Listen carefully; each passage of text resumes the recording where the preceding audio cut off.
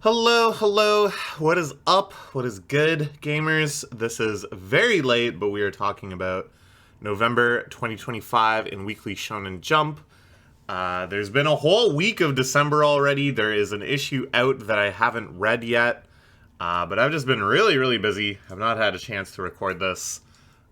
It started making me wonder, like, am I losing my enthusiasm for this project, I was so excited to do this like over a year ago when I first conceived of it. Is maybe the allure wearing off? And sure, yeah, the novelty is gone.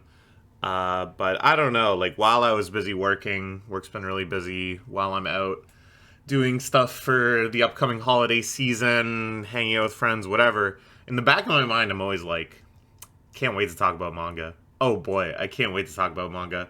And we've got a lot of exciting stuff to talk about.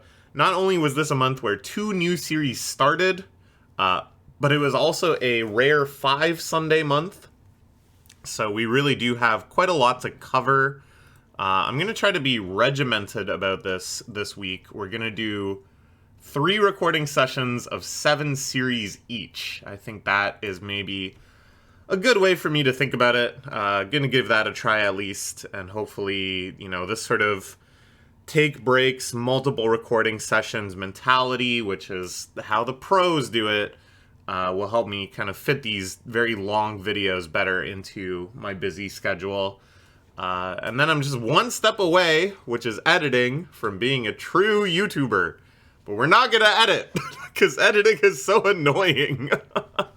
Alright, so let's plunge in. The first series we're going to talk about is actually the one that ended this week, or this month, Ping Pong Peril. I really enjoyed the series. I think it's unfortunate that it wasn't given more of a run within Jump. I think it had a very kind of refreshing and unique perspective on the sports shonen. It almost reminded me more of a Fukumoto manga, where the game is so dynamic and evolving, and there's this whole very money-centric gambling element, this sort of underworld element, this just general feeling of sort of danger and intrigue. It seemed like they were very content to space things out very episodically, and all of the sort of greater hints they had at an overarching plot line, they were very ready to abandon as soon as the axe started swinging down. And I think because of that, this had one of the smoother endings of all of our pre-21 Club, series that got canceled within the first 21 chapters this year. Basically, they were ready at any point to just be like, okay, guess what? This is the one that counts. This battle, instead of 1,000,000 yen, is for 1,000,000,000 yen. Guess what? You're out of debt. Story's over. Which is exactly what they did. Last month, we had the showdown between our protagonist and his former coach, where all of the money gets put on the line. It's a little inelegant, it's a little contrived and convenient, sure, but it allows you to just kind of like skip ahead to the final beats of the story.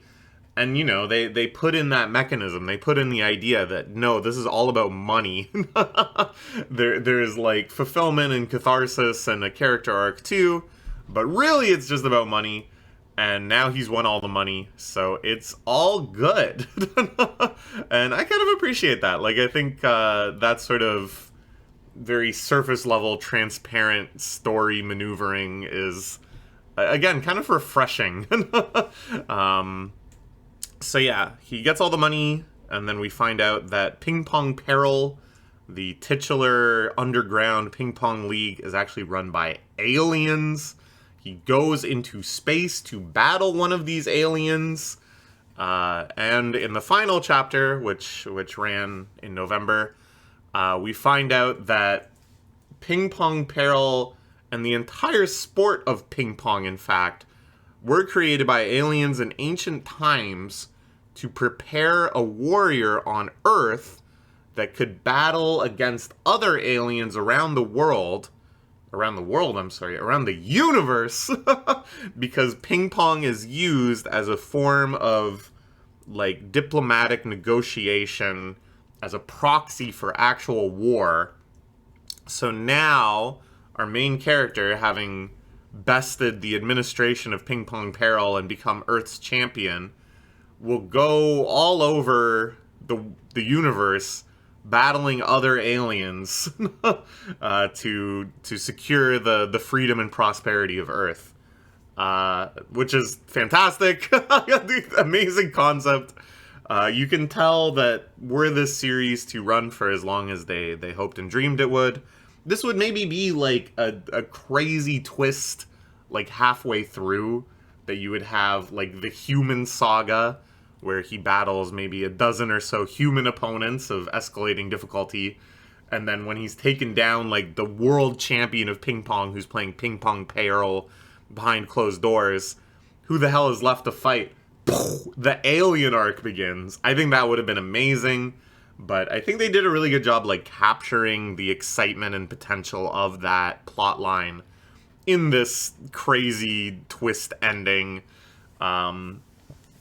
My only complaint is that we don't actually see him fight the alien at all. I think this final chapter would have been improved a lot were it structured a little differently, and rather than these events kind of being played out before you, we like smash cut to him battling some incomprehensible octopus type Cthulhu monster alien, and then in a series of brief little one panel flashbacks we understand all of this context and all of this lore, but we get to see that battle. The fact that we didn't get to see that battle, I found a little disappointing. But yeah, I'm very satisfied with this ending. I think this is my favorite ending of any series this year. This year saw a lot of premature cancellations, or just series that really couldn't hack it, or whatever you want to say it, however you want to euphemize it. A lot of missed starts this year, but I think this was, in terms of like ending on a high note, ending on a feeling of excitement and surprising me and delighting me right at the end. This was the best. We'll give it an A for its final chapter. All right, moving right along, we'll talk about the new series that started this last month.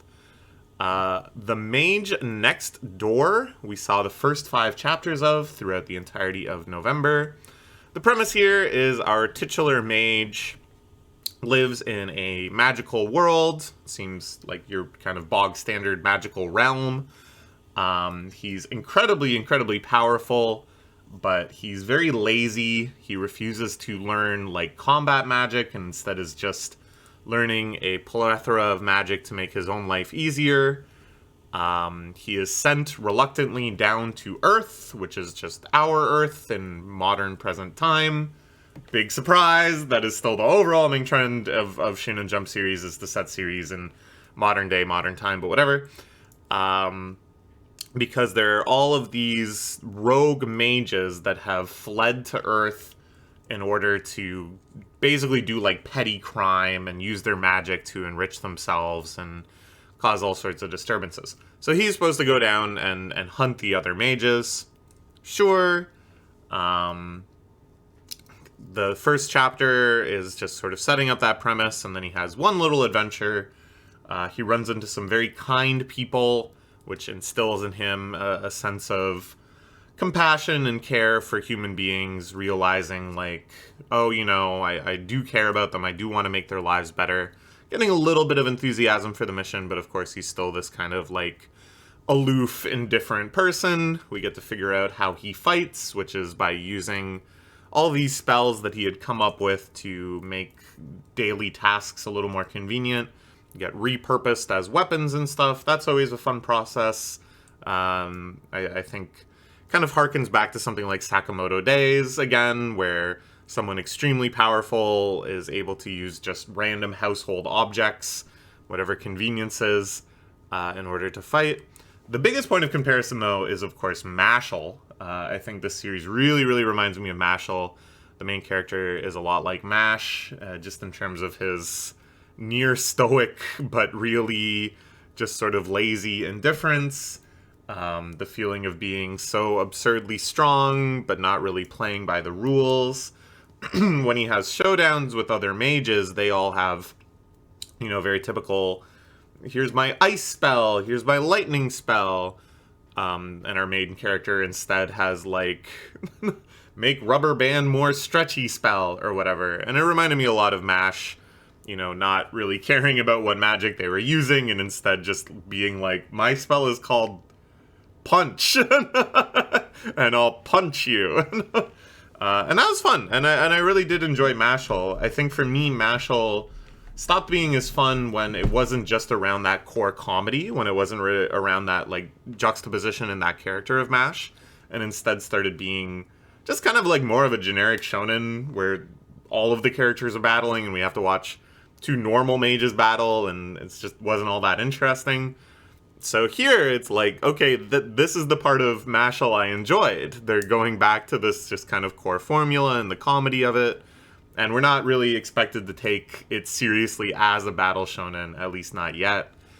So yeah, I enjoyed the first chapter quite a bit. The one thing I noticed, though, is that there was a lot of one-panel pages, a lot of, like, turn the page, there he is just doing, like, a cool pose, turn the page, here's an entire page of, like, the aftermath of a battle or something. And I'm like, damn, bro. Did they only tell you last minute that the first chapter is extra long? Did you not realize? You gotta do a whole 50 pages off the jump.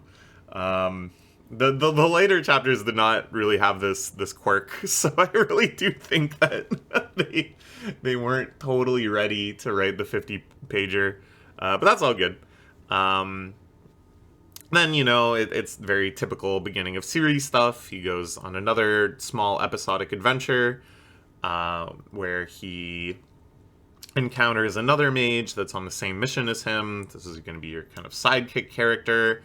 He also has, like, a little mascot charm character that's an embodiment of the administration of the magical realm. Pretty standard stuff.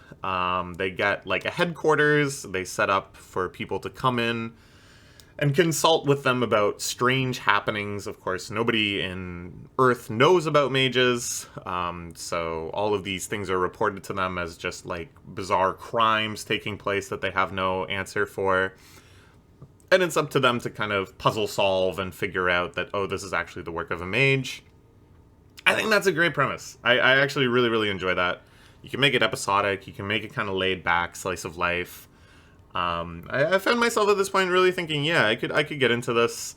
The art style is pretty cool too. I felt like in the second chapter, maybe because of the pressure of it being the first chapter and you gotta make this huge impression. It's 50 pages.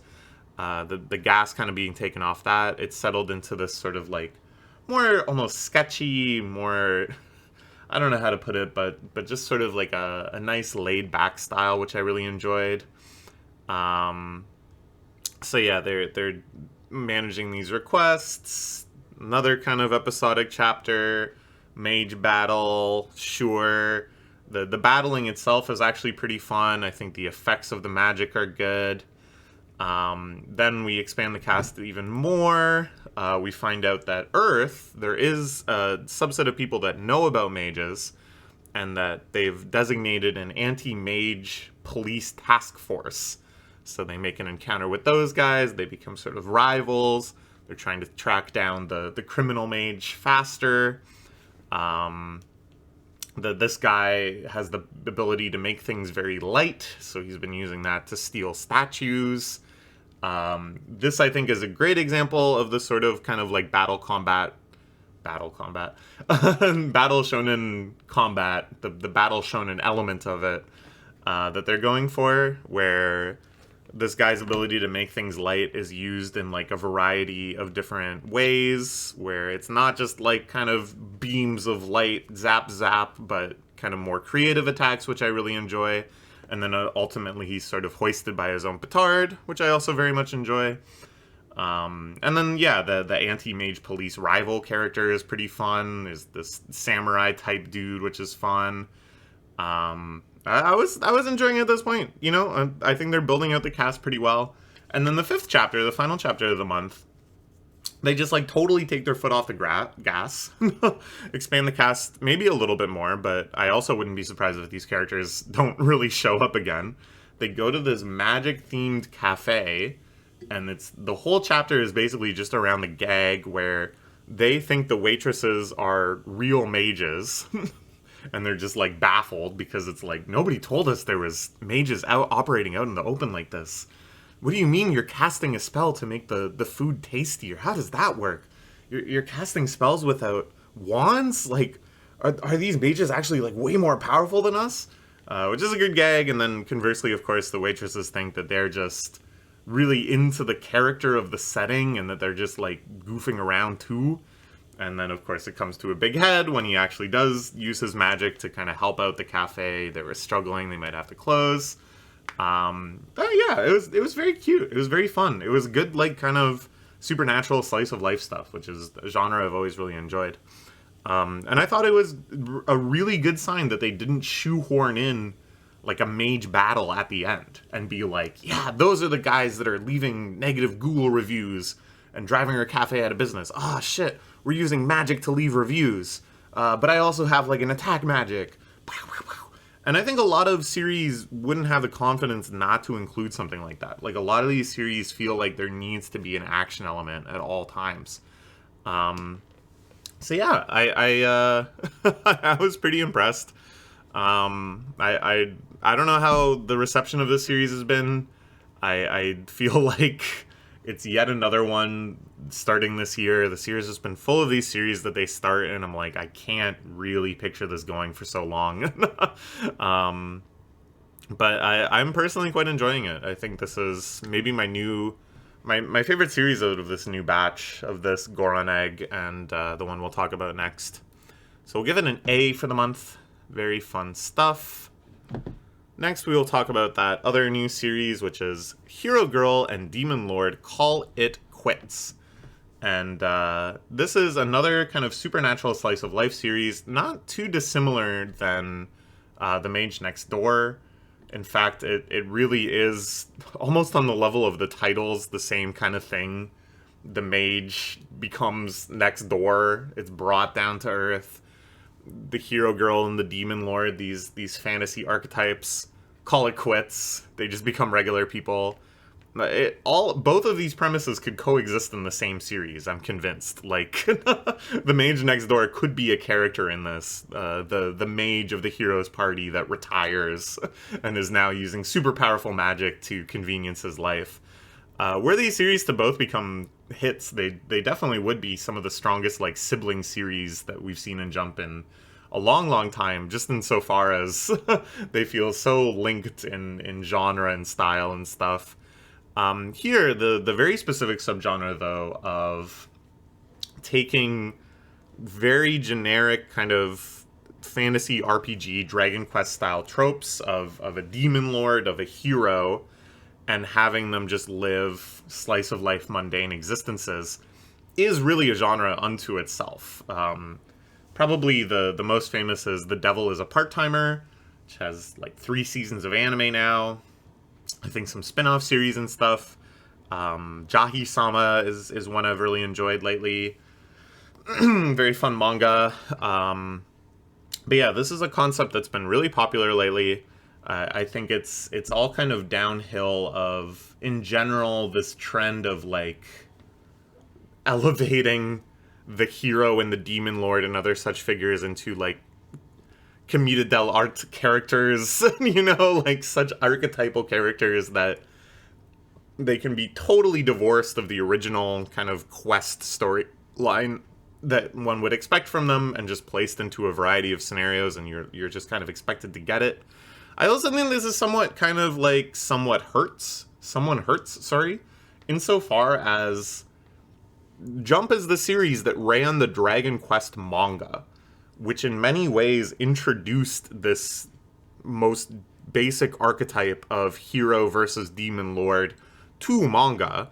Of course, you know, it really persisted through RPGs, through the Dragon Quest RPG and such, and probably would still become a force in manga were it not for that. But yeah, this is where Dragon Quest, The Adventures of Dai ran.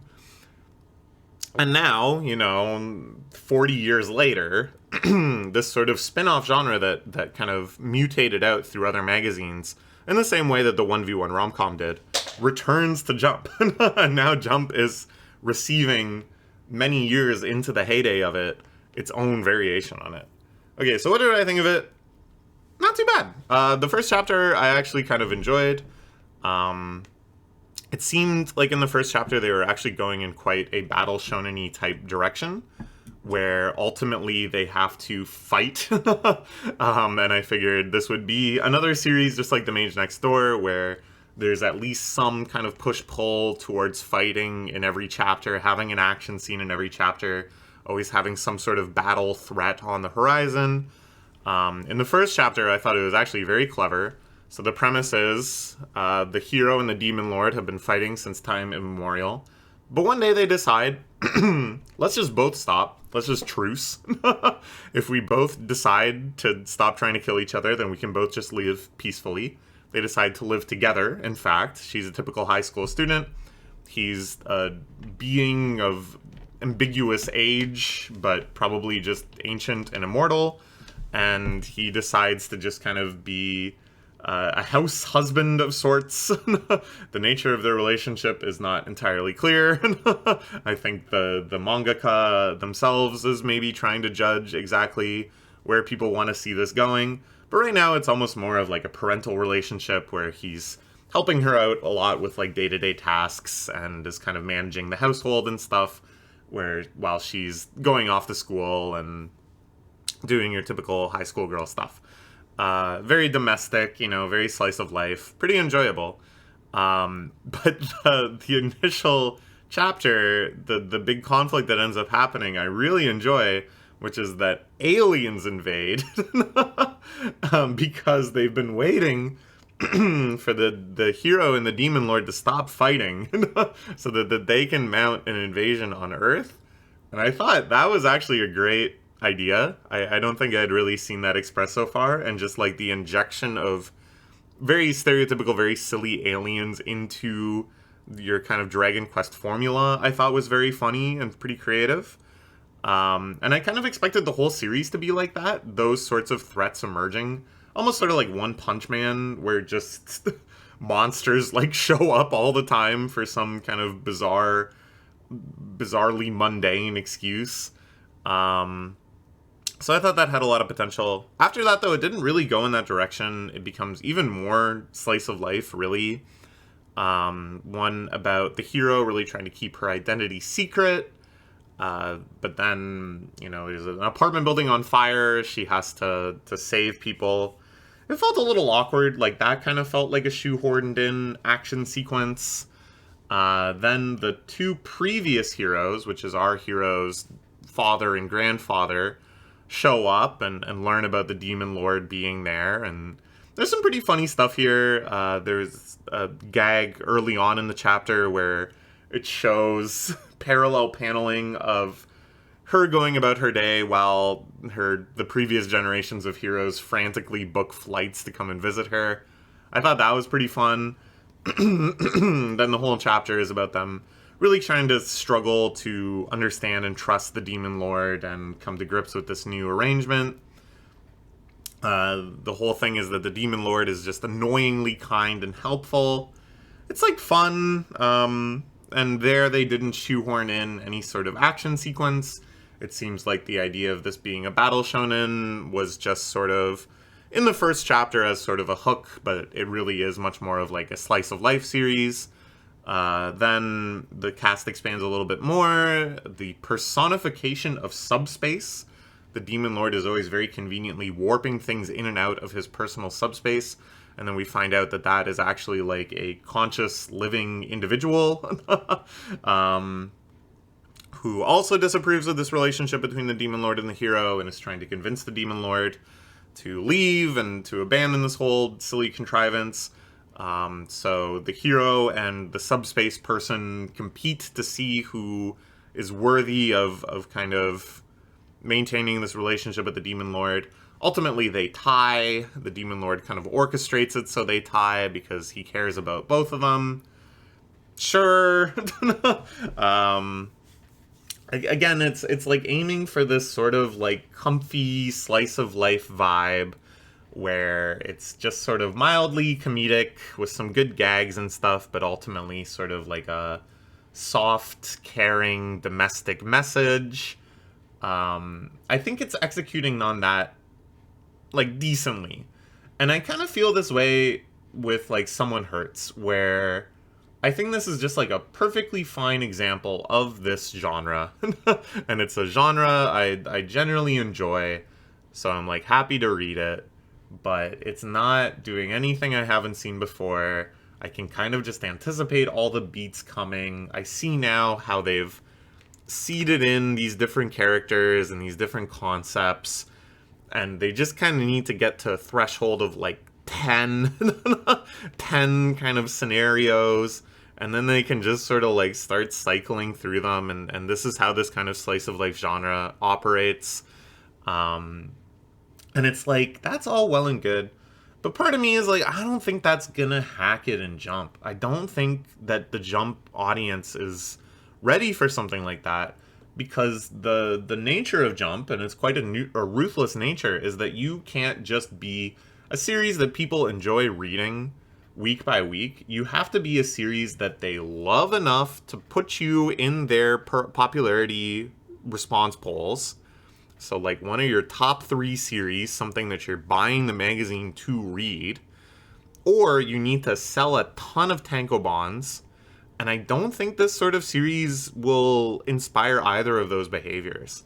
I kind of feel like Someone Hurts, even though it seems to be doing pretty well in the table of contents, if they can't kind of keep up, like, forward momentum on the relationship, is gonna, like, succumb to the same thing. This isn't a magazine where you can just kind of, like, reiterate endlessly little slice of life adventures. I think this is kind of why what was that series called? Psycho Biori? Psych House? I think that's why that series never really stood a chance either, as much as I liked it. It's just kind of a genre mismatch for how Jump continues, how Jump decides whether or not you're going to continue, how Jump judges popularity and fan base in the first place. So we'll see. I think, unlike the Mage Next Door, which has sort of the promise of like, oh, there's like super powerful mages lurking out there, kind of like a more battle shonen-y type thing where, okay, this guy's strong, but we're not saying he's like the strongest of all time. There's realms uncharted. When you're using an archetype like the hero and the demon lord, like, that's it. That's already like the end game. And you already played the aliens card. But I am enjoying it. Like I said, I think it's a perfectly fine example of a genre I like. We'll give it a B for its first month. Alright, now let's just start going through series, and I decided to put everything in order of the number of chapters it has. So now we'll talk about the one that started last month, Gonron Egg. I was actually kind of getting into this one. It's a genre that's been quite rare in Jump for quite a while, which is like a true dark fantasy. It's not as dark as something like Berserk, sure, but it's pretty grotesque, pretty grim, pretty violent, pretty negative and heavy emotional space. Where we've got a true underdog protagonist who is up against like an entire world of evil monsters that have enslaved all of the remaining human species. There is like a lot of death and dismemberment and feasting on humans and all sorts of other gross, uncomfortable stuff. And I like having that in the magazine. I think that's like a nice change of pace. I think the art style is very unique. It's very classic. I think the points of comparison you can make stretch between both like ultra modern, almost outsidery stuff like Osama ranking, all the way back to more kind of like classic things of Go Nagai, or even like Miyazaki. Some of the line work and the designs of stuff sort of reminds me of like Nausicaa, which is those are two true masterpieces in my mind, true auteurs of manga. And I'm not saying it's on that level, but I'm saying that this guy is drawing inspiration from some of the greats, going back deep into the source book, and that's very, very exciting. So last month we just had the first chapter. This month we had, of course, 5 more. He sets out on yet another adventure. It's kind of episodic. There's a pretty bleak scene where humans are preparing to kill themselves because they'd rather just die than become enslaved and eaten by these monsters. But of course, he steps in, kills a monster, fills them with hope again. It's kind of nice because it's not like a "we solved your problems" type hope. It's a like, oh, now we have the courage to continue fighting on in our miserable, completely odds stacked against us, violent, dark, cruel existence. Which I think is, again, like a pretty unique emotional energy for Jump. We find out that the kind of mechanic of the series is that when he kills these, what are they called? I noted it somewhere. Dracarchs, he eats their heart, which is what's empowering the Gonron Egg, the prince who is yet to be born. So he's getting stronger and stronger. He fights again this other monster, which isn't a Dracarch, but just like local fauna, this giant scorpion. He meets a group of rebellious humans that have fled slavery and are actually trying to mount this sort of resistance to the Dracarchs. But they turn against him and are skeptical of him because he has this egg. I thought that was a nice element too. You know, this sort of teaming up with one of the enemy is a very, very common thing in Battle Shonen and Jump and stuff. Usually there's kind of like a nod to this sort of element of like, oh, but that's a monster. How can we trust you? But it doesn't typically amount to anything. Here, you know, it doesn't amount to a ton, but it feels already kind of more significant because of the tone, because of the darkness of all of this. That it's one thing, it's like, oh, in Goron, he's teaming up with one of the enemy monsters, and the powerful human force goes, I don't know if we can trust you. I guess we'll have to see you in action first. And there's some internal division or whatever. It feels very different when you encounter like a group of like tattered survivors that are just barely scraping by and feel like death is imminent. And then you have this falling out, and then they're skeptical of you. It's just so much like heavier. Then he fights off against this kind of like sexy design evil Dracarch.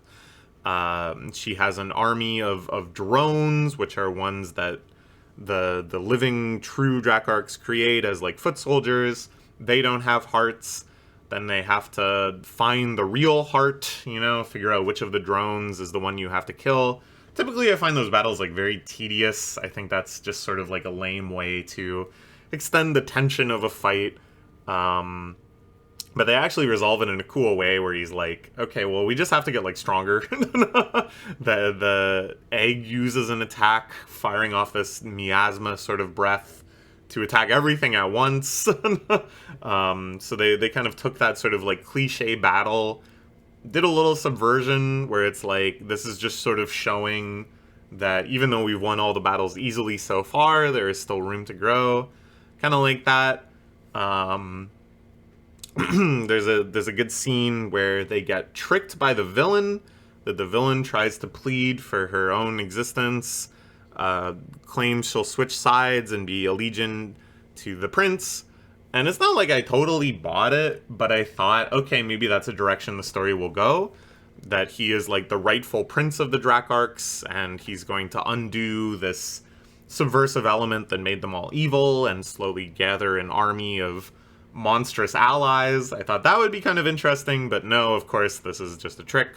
But then the humans they saved earlier come back and heroically put their lives on the line and save Goron, you know, showing that now they trust him and stuff. I thought that was a good little moment. They tell them about a human liberation army, which is like the biggest resistance movement among humans. They're planning to meet up with that. But I like, too, they didn't immediately go to that plot line. Instead, the final story is, again, kind of setting up a different direction. They go to this place called the Meat Forest, where humans are being kept alive but infected with different diseases and bugs to make them more delicious when they're finally eaten.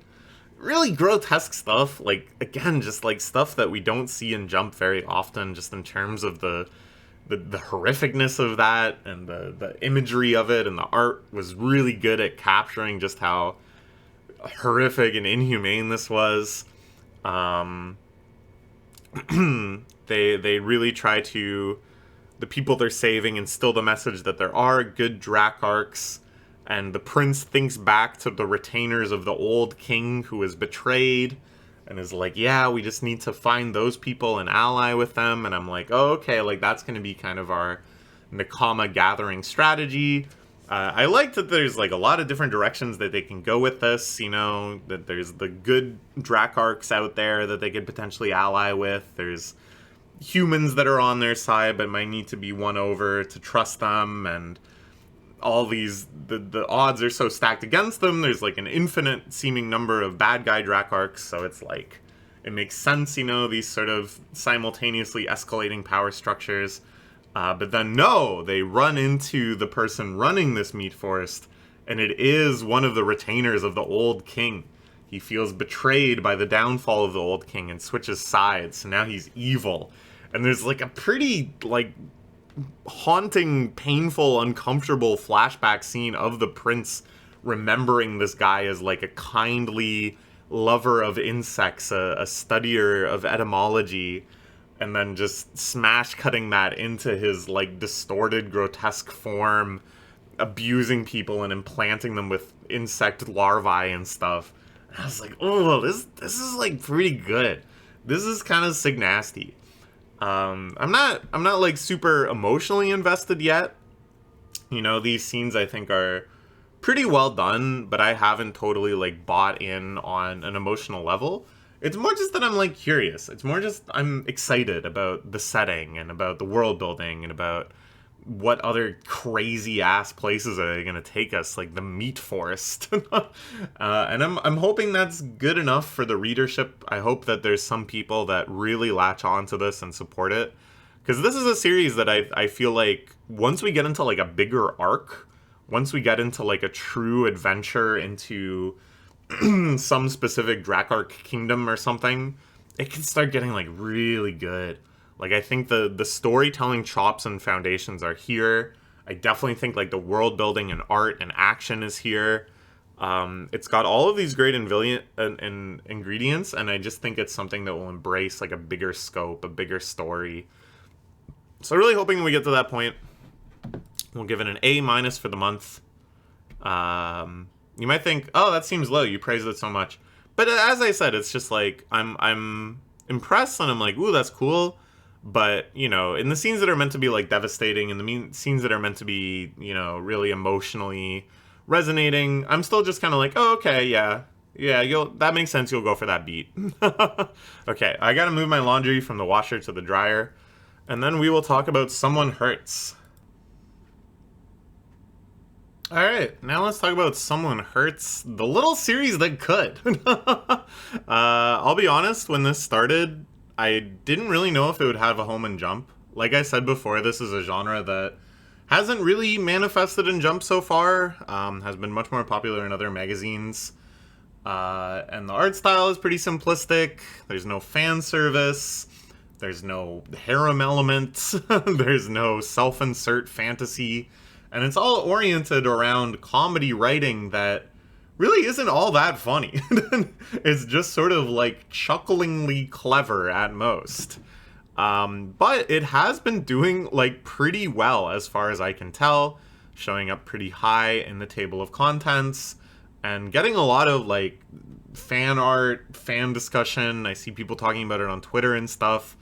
So yeah, good for them. And I gotta say, in this third month, it started winning me over even more too. I was enjoying it from the start, but again, I just kind of felt like it was a fairly middling example of a genre that I liked. I read dozens of these 1v1 rom-coms, and compared to something like Walking Home from School with You, or When Will Ayumu Make His Move, or Nagatoro-san, or whatever, Not that those are all, exact one-to-one examples of this genre, but this one just sort of seemed a little plain compared to a lot of the ones that I've enjoyed most. Girl I Like Who Forgot Her Glasses, another one. But this month had some really good stuff. The first adventure was going to the arcade, yet again trying to find material for their joke submissions. They meet another listener of the arcade show, or the call-in radio show. It's not a call-in show, the write-in show, whatever. There was one little thing that I thought they did really, really well, which is when they introduce other listener characters, they show how many times their submissions have been read on air, as if it was like their power level or whatever.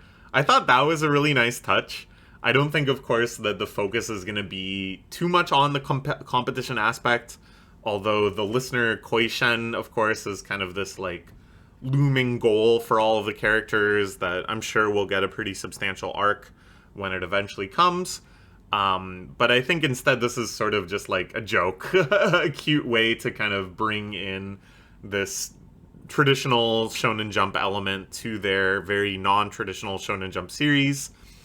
Lots of little cute moments, and I like expanding the scope a little bit with these other characters. Just like I said about the Hero Girl and Demon Lord Call It Quits, the goal of these series is to get to something sort of like syndication, where you have a cast of characters and a range of scenarios large enough that you can kind of just like iterate through them without people kind of feeling like it's stale, in sort of broad loops of, okay, let's bring this character back in, let's have an adventure with this person, blah, blah, blah. And then you can just sort of run the series in perpetuity without needing to make major adjustments, without needing to have like a big forward arc, for as long as people will read it. And that's kind of the goal of a lot of these slice of life series, a lot of gag comedy, stuff like that. So here we can start to see them fill out that cast, fill out the necessary ingredients for that. I think they maybe hesitated to do that at first because if you're going to have a very short series, if this was going to get axed within 20 chapters, you want to really keep it focused on the main couple. So I thought that was like a proof of confidence and a proof that the series is doing well. Didn't feel like super substantial, but it doesn't need to be. Again, just kind of hitting that comfy, cute vibe. Then there is a chapter that broke up the formula a little bit insofar as it wasn't focused on a specific episode of the radio show. Instead, they're trying to get stickers of the radio show, these anniversary stickers, rare limited merch drop. They have to line up super early. They have all sorts of pitfalls on their adventure there. Ultimately having to run through the rain together, which is witnessed by the radio hosts, and they comment on it in the next episode saying, what if they were running to get merch of our show? Don't be ridiculous. 2 high schoolers are not going to be listening to our show. I thought that was very cute, and I thought the moment of them running in the rain was really, really nice. Occasionally they go for these scenes that are a little more cinematic, a little more grand, a little more emotionally cathartic. That one was really good. The scene where they're in the festival together from last month was very good. I really enjoyed that. And then they follow that up.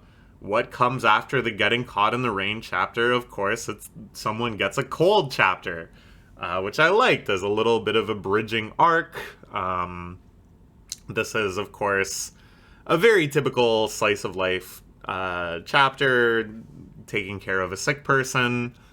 He's very stressed out because the radio show referred to them as a couple.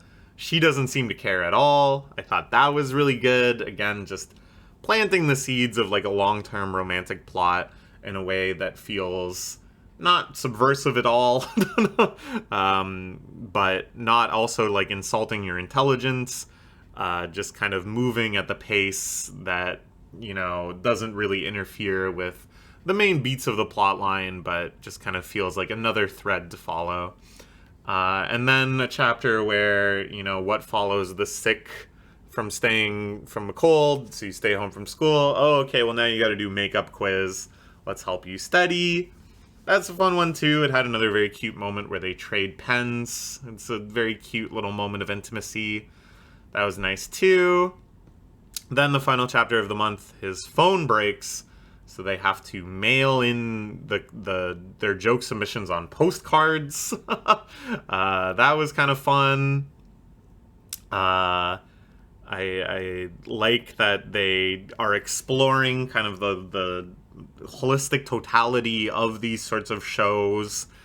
It's a subculture that I'm sure a lot of the Western readership has no idea about. And probably even within Japan, these things are seen as pretty niche hobbies, you know? Something that maybe old men listen to, but not much else. So I think there's quite a lot of novelty there that they're exploring quite nicely. And then, in kind of another kind of progression of this most secret plot line, which is the radio hosts noticing them and getting to know them and appreciating them in their own way, kind of reversing the one-directional relationship that they typically have. They notice that the postcards' return addresses are very close together. And they start speculating that these two joke submitters may actually know each other in real life. I thought that was nice. And then there was a good fake-out ending there that, riding high on this wave of sentimentality, he leaves them a really nice note in his postcard. They're kind of reflecting on that. It has this nice warm glow. And then nice little fake-out punchline where they don't even read his joke afterwards. So yeah, that was pretty fun. I think the series is starting to kind of hook me. Again, you know, it's not the most amazing 1v1 rom-com I've read, but I've read a lot worse as well. I think it's definitely good enough that were this in any magazine, I would probably pick it up if it was getting actively scanlated. And yeah, I think there's potential here too. I think they kind of understand the pace at which you have to do these things, and it feels like they have the confidence to go for a long serialization, to expand the cast, to take things slowly, to kind of have a couple different parallel long-term plot lines going that don't need immediate payoffs, that don't always need to progress. And that's the recipe that once you do finally get to things like the listener koishen, where they're competing live to do joke answers, or the moment where the radio hosts truly acknowledge them and greet them, or when they finally confess their love for one another, if and when that actually happens, that's gonna hit so good. That's the magic of series like this, is you know, that long build up to that huge catharsis. You've been waiting years for them to say that to one another. So I hope they can pull that off. I think this is a nice thing to have in the magazine. It's so unique in terms of the art style and stuff too. This kind of very cutesy, no fan service style. I think it doesn't get tried and Jump very often. And this is good execution of it. We're going to give it a B+ for the month. And I'm going to check my Discord messages quick, and we're all good. Okay. Next, we're going to talk about JJK Modulo, which is crazy, dude. This is such a weird series, man. I don't know where the hell they're going with this. They don't have much time to go nearly anywhere. It's already 3 months in of its 6-month limited series, so we're like halfway through. And I feel like there's so many directions that they've hinted at it potentially going, and then there's just so many like diversions and episodic things interjected that I'm not even confident that it will go in any of those directions. But it is so exciting and so rare to have a series that sets out to be just a 6-month run, just this many chapters, because there is such a strange kind of like orchestration that you know everything is being situated in at a particular reason for a particular purpose. Whether that purpose is storyline advancement, whether that purpose is, you know, foreshadowing or hype moments in aura, or just character building, or just world building, or whatever. There's no buying time. There's no switching gears. There's no fishing for a different audience. This is it. This is exactly what Gege Sensei wanted. Which makes it all the weirder that it is what it is.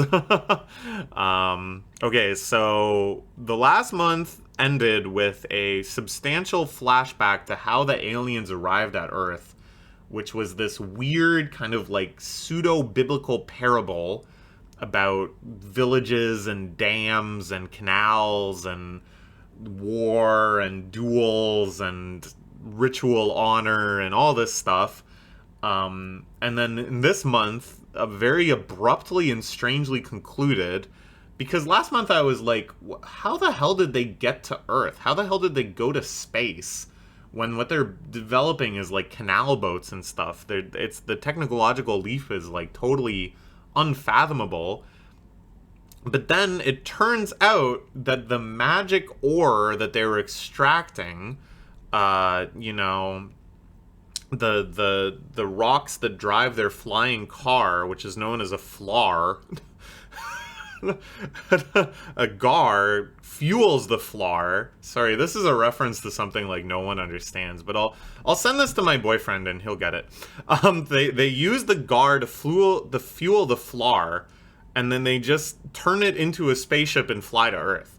So that's what happened. They're not an advanced alien race.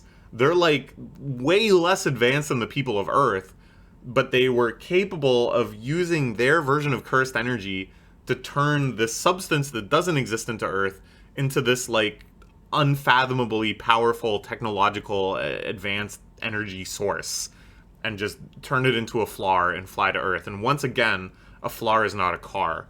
So that was like really mind-blowing and strange to me. I don't know if I've ever really seen a sci-fi story kind of conceived of in that way. It really hammers home the idea that this is kind of like a refugee analogy, right? Like there is some sort of like allegory of true Earth geopolitical conflicts. And again, I kind of feel like this series at one point in conception must have been about cursed energy users from another place on the world trying to emigrate to Japan, but then they switched it to aliens because I think they realized that they'd already kind of completely world built the Earth in terms of where other cursed energy users can be, and maybe they didn't want to invite too direct a geopolitical comparison. I don't know, that's just my own theory. But yeah, they're aliens. Then there's like, we go back to present day. There's a whole bunch of stuff around this vote for coexistence, trying to determine on both sides whether or not they should keep trying for the aliens and humans to coexist after the whole incident where Cross almost like, or rather, Maru almost kills somebody and Cross has to intervene and all this stuff. Ultimately they decide to go for coexistence. And then very suddenly, without much build up, without much ceremony, one of the cards in their hand that I think is like the strongest card they have, which is the connection between this and the events of the original JJK and the characters of the original JJK, which, you know, when the series started, I thought it was going to be like full of that stuff, that it was going to have a lot of like JJK fan service, bringing characters back, where are they now, etc., etc. But then they were like, no, it's set like 80 years in the future. Most of the characters that you know and love are dead, which is like crazy to me. And then for like 10 chapters, they held off revealing that Yuji Itadori, aka Ichigo 2, is still alive and is still insanely powerful and is perhaps more powerful than ever before, and seemingly has stopped aging as a result of Sukuna-ification, or I don't know, it hasn't totally been explained yet. There's some kind of like scientific lore explanation for it, I'm sure. That's Earth's most powerful sorcerer now. They just very nonchalantly mention like, okay, well, we haven't been able to track him down yet, but that's our strongest deterrent to invasion. So we should really try to work on finding him. And you're just like, what? You had this like card in your hand, which is revealing these kind of like hype connections between previous characters and seeing them again. And you just kind of like casually toss it out in a chapter that otherwise is mostly about just kind of like bureaucratic discussions and everyone pledging their allegiance to either coexistence or mutual destruction. And I don't know. They decide to host a banquet for the aliens that turns into a takoyaki party, a taco pa, which kind of has an alien-esque vibe, you know, octopuses, aliens, whatever. Then there's the totally episodic little adventure where they're trying to track down this rare one-tentacle octopus, which has, therefore, the most tastiest tentacles to use for the taco pa. This is with the male main character, the grandson, and Maru.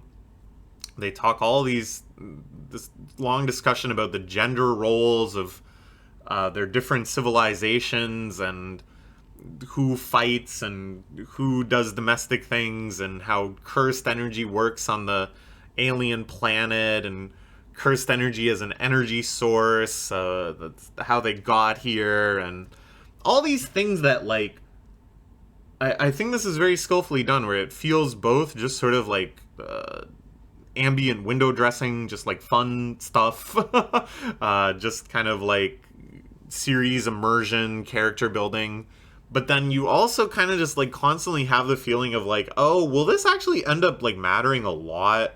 Are we going to flash back to this particular scene later and be like, oh shit, that was actually foreshadowed? And then another crazy sudden escalation that the aliens think the cursed spirits are Kalians. Kalans. Kalans are a creature that is sacred on their planet, and they think that the extermination and exorcism of cursed spirits on Earth is them executing these animals that they have this like deeply spiritual connection to, which I thought was like a pretty good kind of tension point, because up until now, you know, for all of these differences they have, there really isn't any reason these two civilizations couldn't coexist. The Sumerians are basically just humans. They have a lot of the same customs, a lot of the same types of culture. They're perfectly, you know, communicatable. Everybody could get along. This is like the first like real actual toughie that, you know, it's of paramount importance that they keep exorcising the cursed spirits. We find out, by the way, that the entirety of Tokyo in the aftermath of the original JJK has just been designated as a containment spot for cursed spirits. We see the first kind of scenes within Tokyo where it's just like pandemonium. There's all these insanely powerful cursed spirits just running rampant. They do this like yearly mass exorcism to kind of reinforce the barrier keeping them in there and just sort of diminishing this growing power. That's coming up, but of course now we find out that to the aliens this is like the most for the aliens, these guys are like the Tukun. They're like the Payakan. That's a reference that maybe some more people will get. Then these are creatures that they have like a deep connection to, and so you really understand like how abhorrent it is to see them just like massacred en masse and being told no, they're like really dangerous. It like is a toughie. Tensions run super high. There's a conflict point where they're just like ready to kill each other, and then right when things seem to diffuse, Cross inadvertently reaching for something is perceived as reaching for a weapon, and what feels too analogous, too direct to not be like a commentary on like police violence in America or something. The classic "I thought he had a weapon" line is thrown out here in a way that I cannot think is accidental. And then the alien's most powerfulest fighter, Dabura, whose backstory was established in that flashback as well, shows up. Dabura has had a lot of aura built up around him that the aliens are, saying that he's unfathomably strong. The Earth people conceive of him as strong as, like, Sukuna. Then the shit gets, like, even crazier. They switch gears to this sort of, like, historic narration where it's a narrative bubble is reflecting on the events that we're witnessing as if they had happened years ago. There's a great moment where they're, like, trying to come up with a solution and saying, we only have, like, 2 months to figure this out before the cursed spirits, like, bust forth out of Tokyo. And then it just cuts to, like, 2 months later. So many just kind of, like, crazy elements being thrown around.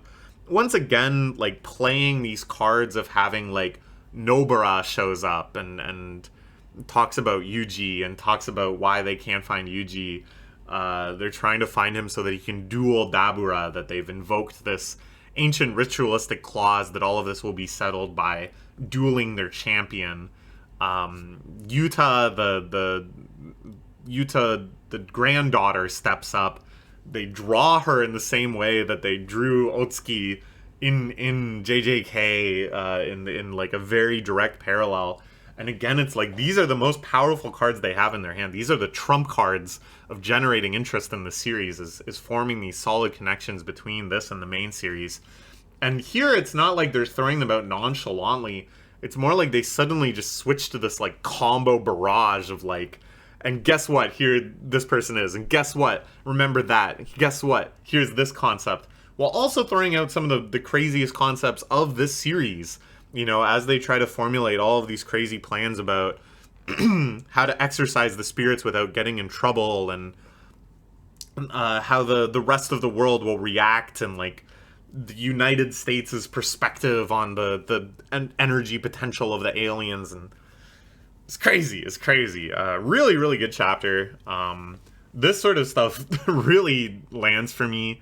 It's, like, kind of fan servicey, sure, and it is really kind of, like, leveraging the excitement and goodwill of this being a JJK sequel series. Of course, JJK is a series I really enjoyed.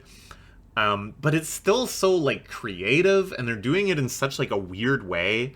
Like, it would be one thing if they were having a battle, and then Yuji, like, walks up, and it's hype moments and aura. And I would probably, like, clap and cheer and point. But no, they're doing it in this, like, weird roundabout way where they're, like, talking about how demoralized he is and how sad he is to just watch all of his friends age and die. And now he's living some, like, lonely, hermetic existence. And it's just like, why? You know, I haven't seen it, and I probably never will. But my understanding is that this is what, like, The Last Jedi was like, where it just sort of, like, threw in all of these connections and Star Wars concepts in this strange, subversive way that, you know, you're both, like, hyped, but you're, like, not even sure what it is you're seeing or why. And that was a very divisive movie, and I'm sure this is kind of divisive as well. But it's really interesting to me because I genuinely have, like, no fucking clue where this is going. And that's a great feeling for someone like me that's read this much manga, this much battle shonen, to just be like, what? Why? Why are you doing any of this? Alright. We will give it an A for the month. Really good stuff. You know, all the alien flashback parable stuff wasn't hitting crazy for me. All of the debating and philosophizing, not really hitting for me as much. But this direction, I don't even know what direction it is. That's hitting for me. Okay. Now let's talk about Harukaze Mound. This is a series I'm really enjoying. This is one of the few series in 2025 Jump that started, and I was like, yeah, I could see this running for like 200 chapters. I'm enjoying it, but I'm doing myself a disservice because I'm also rereading Eyeshield 21 right now.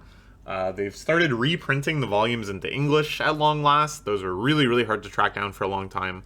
So I've been picking those up where I can and rereading the physical copies and having a merry old time. And I think, that's like my favorite sports shonen series ever by a pretty wide margin. I think it's a masterpiece. And reading that and contrasting it with Harukaze Mound is not doing Harukaze Mound any favors. I think what it's really revealed to me is that the final ingredient, the final step you need to truly make something like addictive and memorable and just like all-consuming, the characters need to be like way crazier. This just kind of feels sauceless in comparison. All of our characters are just people. They're just human beings. They look like human beings. They act like human beings. They're pretty emotionally mature. In Ice Shield, you get like a freak show. Like, just the characters' silhouettes are so different. Their personalities are just so extreme. You just max out the slider in every direction you can. So for all I've praised this series for its tactical execution and for the tone of it, which I do find really enjoyable, really exciting, and really fun, for all the characterization moments that I really do enjoy, like just exploring these different archetypes in a way that is really solid and really substantial, it's missing that X factor. It's missing the crazy factor. But this was another really solid month. Like I said, I'm not doing it any favors by putting it up against Ice Shield in comparison, but I am still really enjoying this. So we have the final moments of their battle with the elite batters they ran into at the batting cage. They inadvertently meet up against the very elite school that his other twin brother had gone to. Their star batter is there. I like this moment where they suddenly escalate into our main character pitcher having a showdown with that batter. And I liked how that was executed too. He manages to trick him a few times. He manages to use the super submarine low slider to fake him out and to make him swing and miss. But then at the end, he wallops it. He gets a super hard read on him. So of course, getting 2 strikes and then a home run don't count for shit. You just got homered. But basically the intent was, our kind of mastermind catcher was like, we'll show them our secret weapon now, because if they defeat that is going to put such a fire in you that by the time we fight them for real, that won't even be your secret weapon anymore. You'll have like 5 weapons beyond that. I really like that. So that was a great chapter. Then we get a new coach. She is a sadistic, beautiful, older lady, which I think can be its own archetype now. There's actually another series that introduced one of those characters in this latest run of chapters, Shinobi Undercover. We'll get to that later. But there was some nice training montage stuff. I liked they show on a very minute level the different training exercises they're trying. Cool stuff like contracting the bases to really put the infield to the test. Now the time to get to base is shorter. So it's like training with weights, that they have to make all of their plays even snappier. And then when they go to a real game, it's like, oh my god, we have all the time in the world, like, or we're never going to miss these plays. I thought that was cool. They do this exercise of running the bases in the opposite order to kind of like break yourself out of like a parody-based understanding of batting, to try to kind of increase your versatility, to make you more adept against more pitchers. I really like that stuff. I think that's something that a lot of sports series these days sort of overlook. It's seen as maybe a little mundane, or a little uninspired, but even if these exact things were depicted in other baseball shonen series, which they probably were, I really enjoy seeing it again. I really enjoy seeing it done well. Then we kind of narrow our focus again on Ibuki, the catcher that masterminded this whole team, his backstory and stuff. We learn about the injury that took him out of the golden generation, that kept him out of the most elite teams, that made him come up with this whole other plan. Sure. Again, though, it's like, in other sports series, including iShield, this sort of like past injury plotline is an opportunity to inject like some heaviness, to inject a real feeling of like regret and remorse and pain and bitterness, and something where you can craft like a long arc of character development. And here, there's such an adhesion to this bright, happy spring breeze tone that it's really kind of just glossed over. Where he's like, yeah, I was injured, but I'm actually chill. I am already so realized.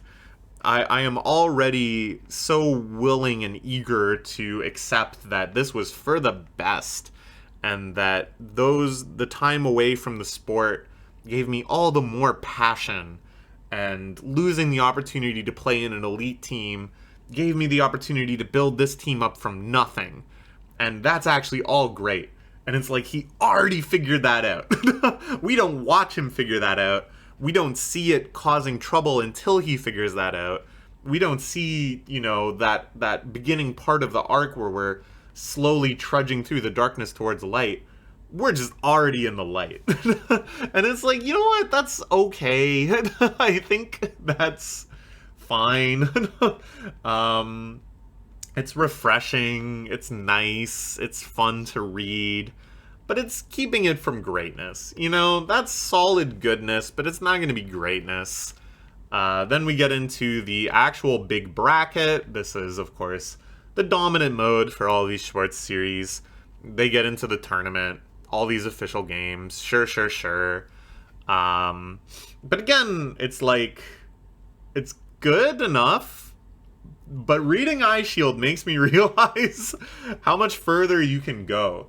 Because iShield would show the big bracket, and would show little introductions of various teams, but every team had a blurb, a mascot, and a stats breakdown of what they're good and bad against.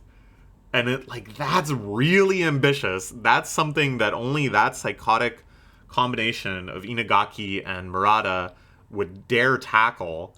But that's what you need to do. That's the kind of stuff you need to do if you want to make a goated sports series. It's not enough just to write generic sounding school names on a big bracket. Give them characters, give them something. And this is the crazy part, is that you have to do that being totally okay with 95% of it never showing up again, with 95 of those mascot designs never being used again, with 95% of the blurbs you write being just blurbs, right? But that is space in manga. You have the space to have that sort of creativity for no reason. You have the room to just fill up pages with information that maybe even 95% of the audience don't read. But just it being there gives it so much more excitement, so much more creativity, so much more depth to enjoy and investigate. But, I'm not going to lie. Seeing a big bracket, I'm still excited.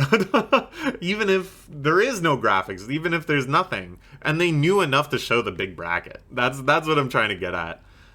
So then they have their first game. They win easily. I think that's a good move in these sorts of sports series. You can't have a training arc. You can't have moments of, oh my god, we're actually legit, we're actually good, and then just have them struggle right off the bat. You can have them stomp. You can have them win an easy game, and that's super cathartic. That can feel so good. I like, too, this is another kind of classic one to do in those situations that you have a little goofs and stuff. The first at-bat, he hits a great hit and then runs the bases in the wrong direction because of that training exercise. They start showing the ops that they're going to have later in bracket. foreshadowing them a little bit. They show up to size them up. Another cliche, but I think is one that you can do really, really well. And Eye Shield, rereading it, it made me surprised to realize how early Agon, one of the major antagonists of the series, one of the certified bastards, shows up. He shows up like hella early, and then they don't play against his team for like 100 chapters. That takes guts. And I don't expect every sports series to do something like that. But I do expect you to have the enemy teams show up and impose their personalities a bit and give you a sense of who they are. So you can look forward to those later matches. Then, you know, they start squaring off against one of the bigger teams. This is a team that was actually foreshadowed before that has the Grim Reaper pitcher. He's a bit of a jerk. There is a bit of a different tone here where it's not immediately just like buddy high five, let's do our best. Instead, he's like this weird sicko who just keeps like lying to them and tricking them and trying to mess with their heads. I did really like this moment too where he's like pissed off that they keep saying we're gonna go to Koishen. And he's like, do you realize that that's kind of like bullshit and insulting because we're an elite team that's like comprised of some of the best players in middle school, and you're just kind of saying like, okay, well, we're gonna beat you and then go to the All Japan Championships with your ragtag little bunch. Like, can you please admit to me that you know that sounds crazy? And they won't back down from it. And then he's like, okay, if that's how it's gonna be, then I don't feel bad about like beating the shit out of you. I wanted you to admit, nah, you know, we're trying to get riled up, but we realize that we can't go to Koishen. So then, you know, I would have a little bit of sympathy for you. But no, you keep claiming that you want to go to Koishen, so I'm going to have to fuck you up. I thought that was really good. I thought that was like a really nice little moment. And it's a bit of a tone deviation, right? Like it's something that introduces another flavor into the spring breeze. Another wafting sensation comes through of pressure and of antagonism and of kind of getting reality checked. You know, whether or not they do get reality checked in this game remains to be seen. But it introduces that genuine fear of like, okay, well, what if we are just playing pretend? What if when we go up against a really strong team for real, not just in a practice game, we get our shit rocked? I like that. So yeah, really good stuff. We're going to give it an A for the month. I think it is very solid. I hope it gets a long run because I think this is a series that will just continue to improve as they introduce more characters, as they get more comfortable expanding the tone and injecting other stuff, and as the strategy starts to layer more and more upon itself and we get the evolutions of tactics and we get to see the characters grow and develop and stuff. So I hope it gets that opportunity. I just wish it was a little freakier. I wish they made all the characters like 10% crazier. And then also introduce some characters that are like 80% crazier. Okay. We're going to talk about Odor of the Flame after our break.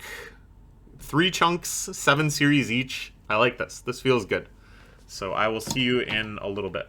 I don't know why I'm saying that. I'm going to edit these together. I will see you right now.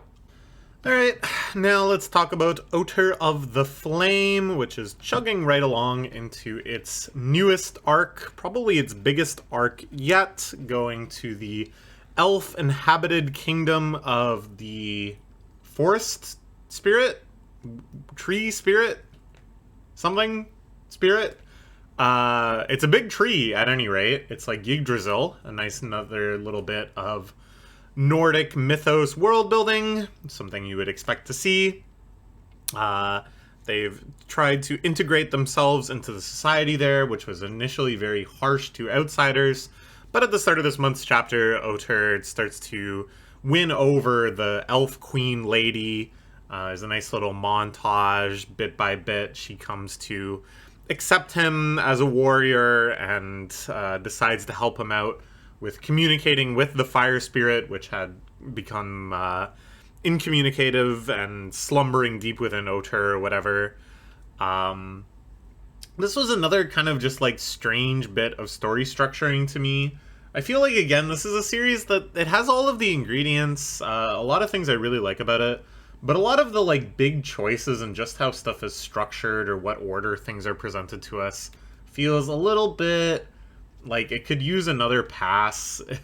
It kind of feels like ideas are just sort of presented sequentially. There's no real thought to rearranging them for maximum impact or tension or whatever. I feel like it's too much just sort of like writing down ideas in sequence and then executing them in sequence with no real like foresight structuring.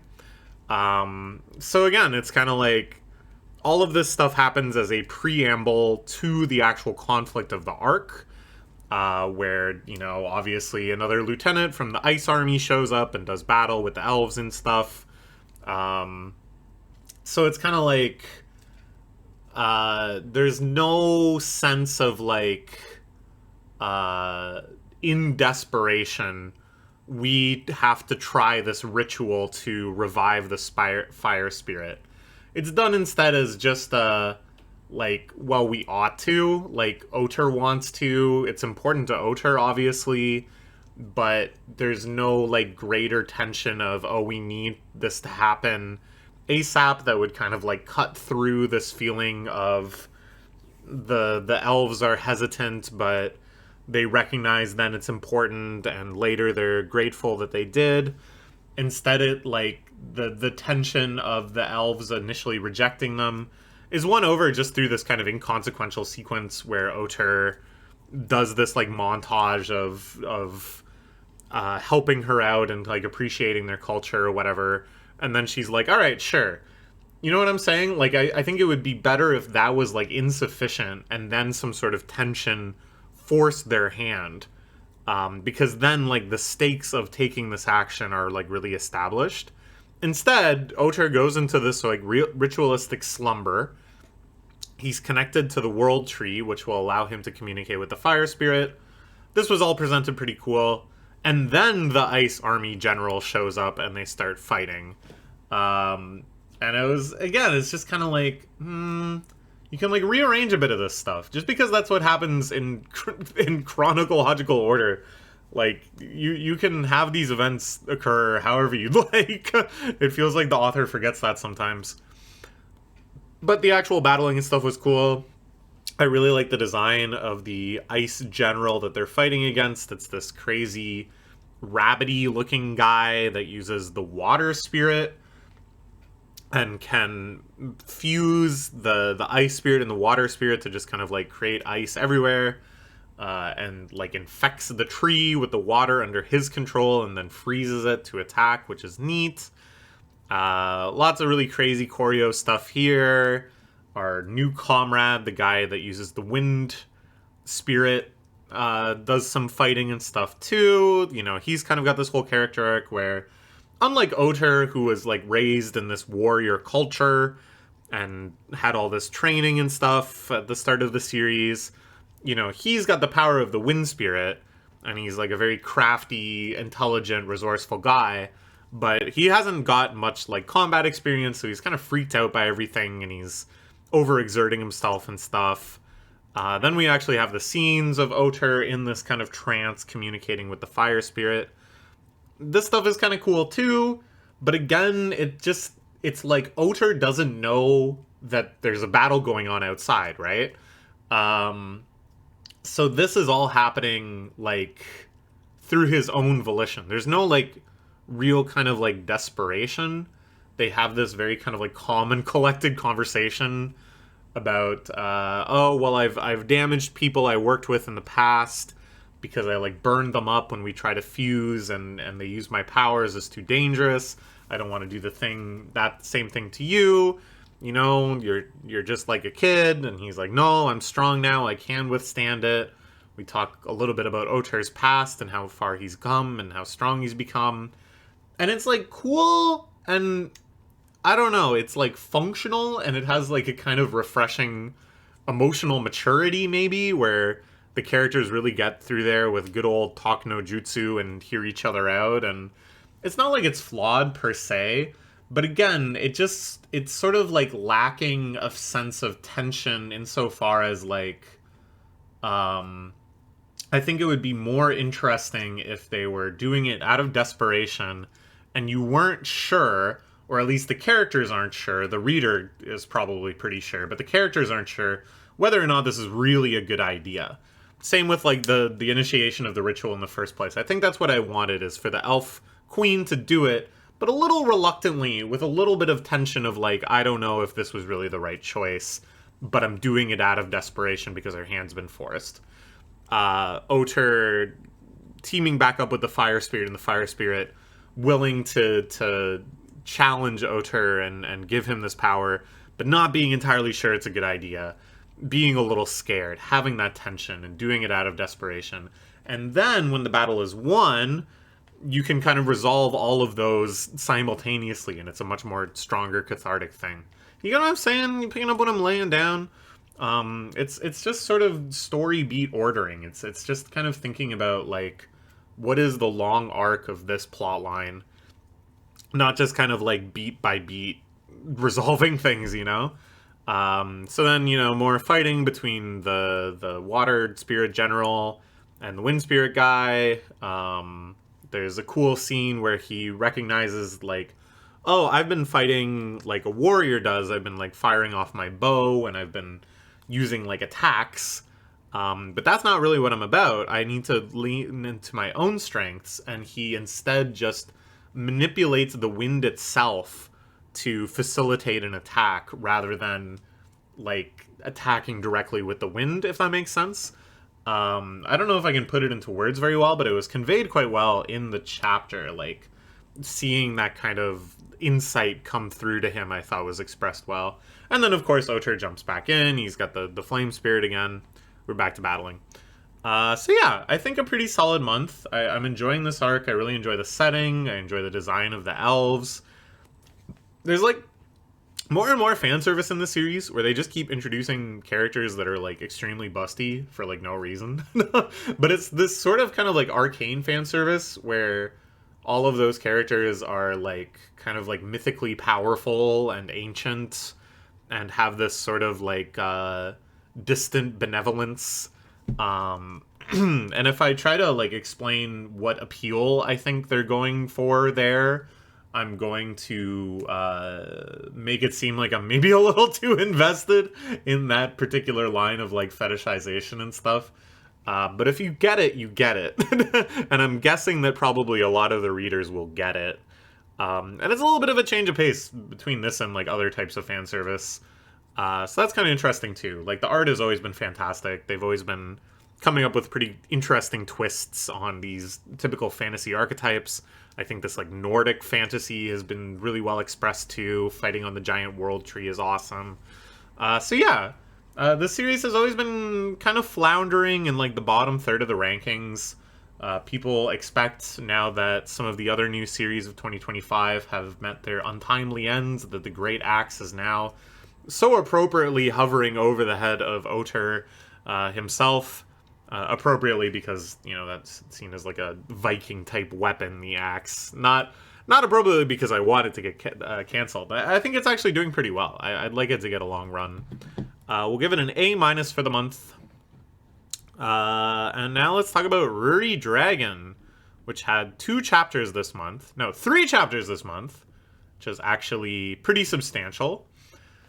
The whole plot line has now kind of like come to a head with its core premise. Basically, Ruri, ever since she became a dragon, has been displaying more and more dangerous powers.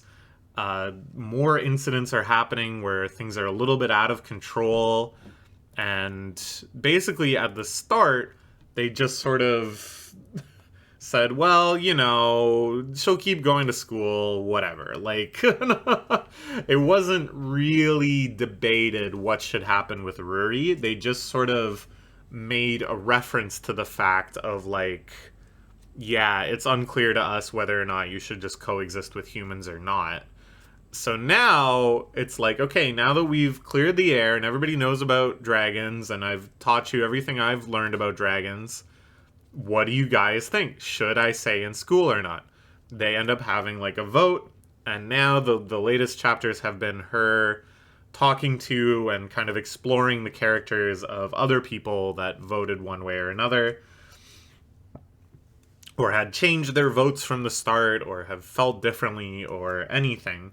It's a very interesting kind of expanding of the cast. It's a good opportunity, I think, to just sort of highlight some kind of background mob characters and be like, yeah, what does this person think about this whole situation that's been unfolding since the start? Talking to this guy, Yoshioka, who wanted her to drop out at first.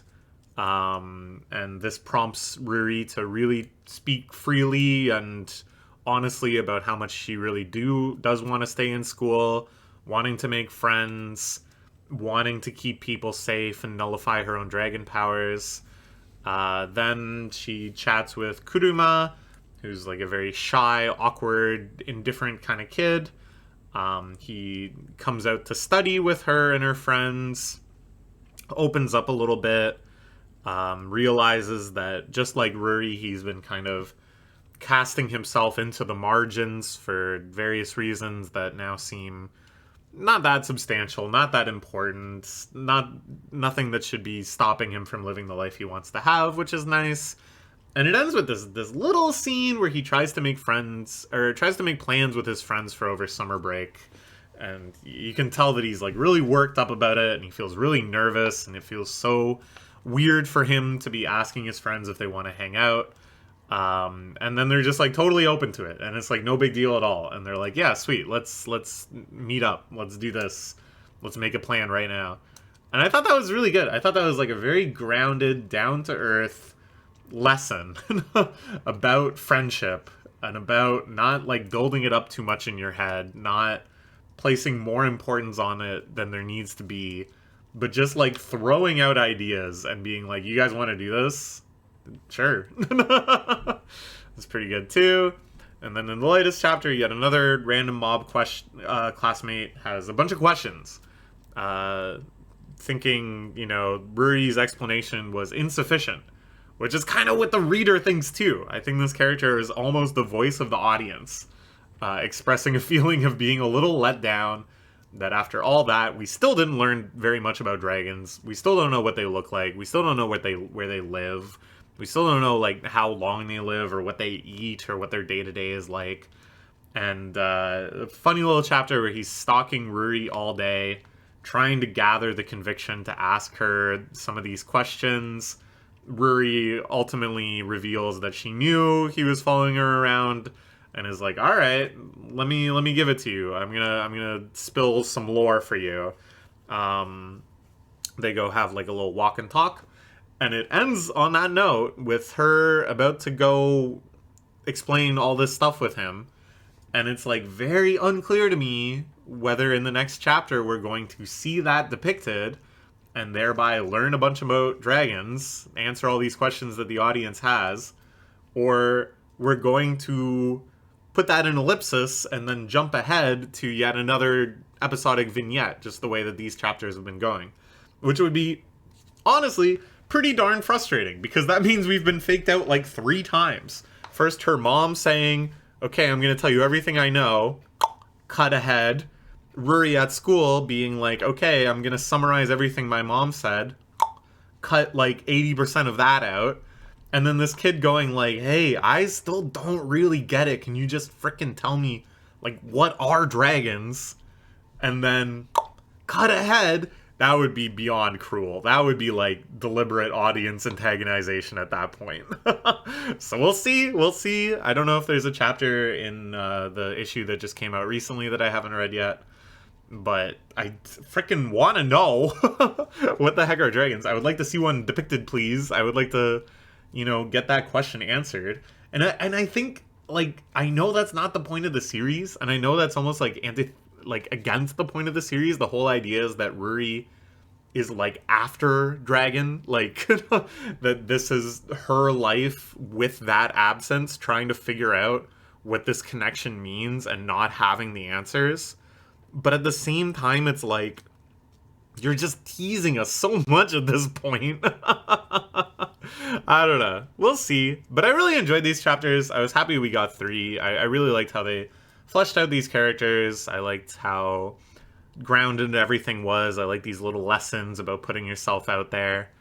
So yeah, I think it's kind of interesting because like I've always really enjoyed the series on that level, on just kind of like the slice of life level, the character writing level, and all of the kind of like mythos and lore and stuff. I was happy with that just being like window dressing. I was happy with that just being like the theming of the series and not really consequential, not really like we need answers to these questions. Until the series itself started making me think, oh shit, this stuff matters. We're gonna get answers to these questions. Like the dragon's capability of destroying the world, that's gonna matter. We need to care about that. And then they're like, whoa, no, this is just a slice of life series about some high school kids making friends. You don't need to know about the dragons. Well, why'd you think you needed to know about the dragons? And it's like that tension. It's a bit annoying. Anyways, we'll give it an A. Really good stuff. Next, let's talk about Shinobi Undercover. This series was like really hitting some strides for me. I really enjoyed this recent kind of like mini arc of Aoi being suddenly captured by a group of super powerful renegade ninjas. Just the rapid escalation that happened there, and the way that Yodoka was characterized in this scenario, and the fight scenes and stuff. I thought they were all really good. Like, I thought, you know, it was nothing like mind-blowing, and it wasn't like, oh, this series finally like figured itself out. I think that was just a section that played to all of its strengths and was executed really, really well. And as proof of that, as proof of like, oh, that isn't all of the problems are solved, but rather, oh, it just like hit a good stride. This month kind of like sank back into some modes that I'm much less a fan of, let's say. It starts off pretty nice. Yodoka finds out that he was actually knocked unconscious for 2 weeks. Once he is revived, he's trying to kind of come up to speed with all of the lies they told to placate Aoi, so she's not worried about him. That was pretty fun. There's a very nice moment where he decides to accept his feelings for her. Like, he truly comes to grips and embraces the idea that he has a crush on her. And then immediately, almost accidentally confesses. And I thought that was actually, like, really well done. Typically, the, like, rom-com half of this series and the kind of relationship between him and Aoi, for various reasons, like, first off, just the fact that it's all kind of founded on a lie, that he's just like an actor basically coming in to play the role of her classmate, and that him and her even having contact is like an accident within that scope. And all of this stuff, I think, just makes it hard for me to be emotionally invested in it, because I'm like, it's just kind of like fucked up. And you know, they kind of acknowledge the fact that it's fucked up, but they don't, you know, it's still fucked up. And then it also just kind of felt shallow, superficial. It's just the classic sort of like shy guy meets bubbly extroverted type thing. Aoi's character is like really shallow.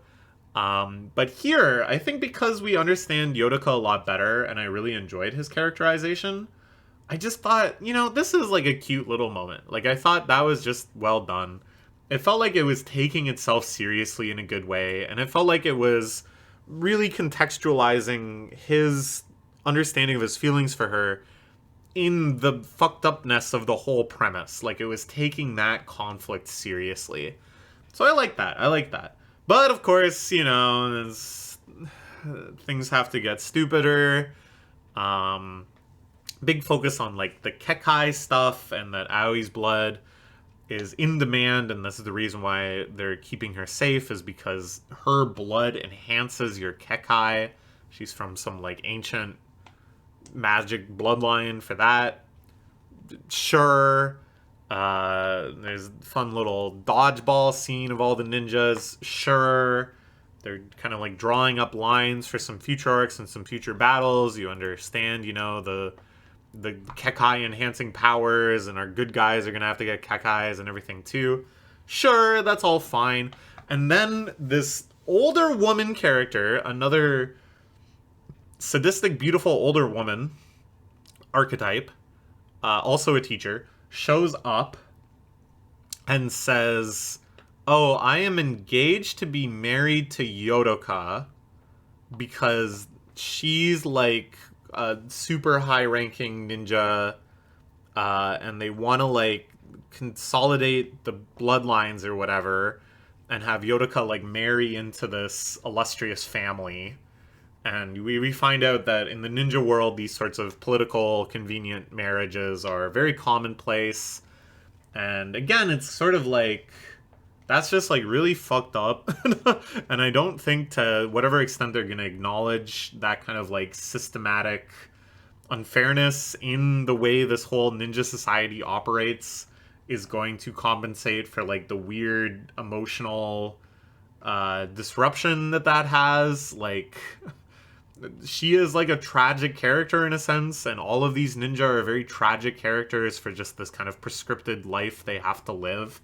But I don't really think that's going to be addressed on a level that like justifies it, and instead it's just going to have this like weird emotional residue. And then yeah, they of course have like a lot of like kind of fetishy stuff around her being really dominating and sadistic, and all the guys in her class falling for her, and then it's all very contrived. And then we find out that the girl with glasses has a crush on Yodoka, so there's like a love triangle thing going on here.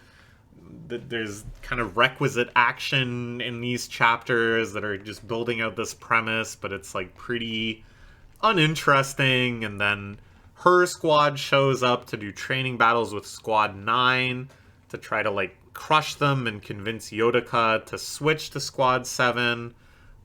It just feels the same as the previous squad versus squad arc. Like, it's the exact same motivation of, oh, you guys, you think you're all that, you don't recognize how much lower you are than us true elite ninja, this important job should go to us. Except instead of guarding Aoi, it's about having Yodoka. But, like, it really is just the exact same. And the battles kind of play out the same way as well.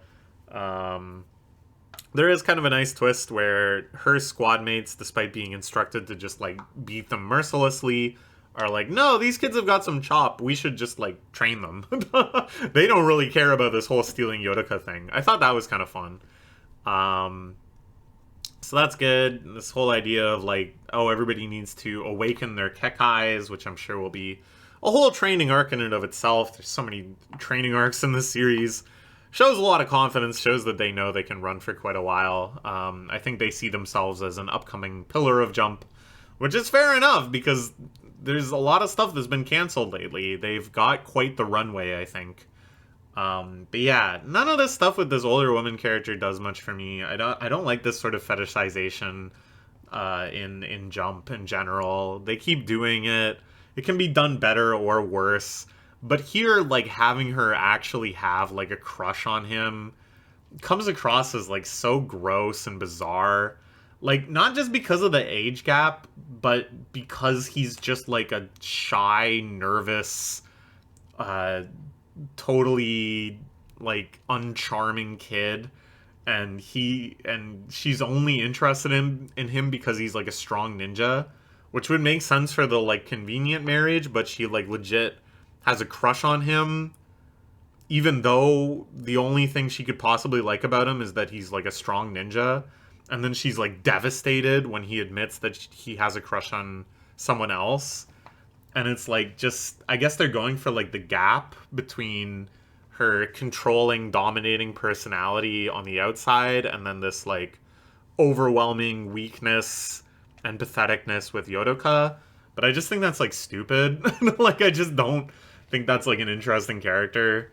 And just all the fan service aspect of it is yeah, so not really an interesting mode for the series anymore.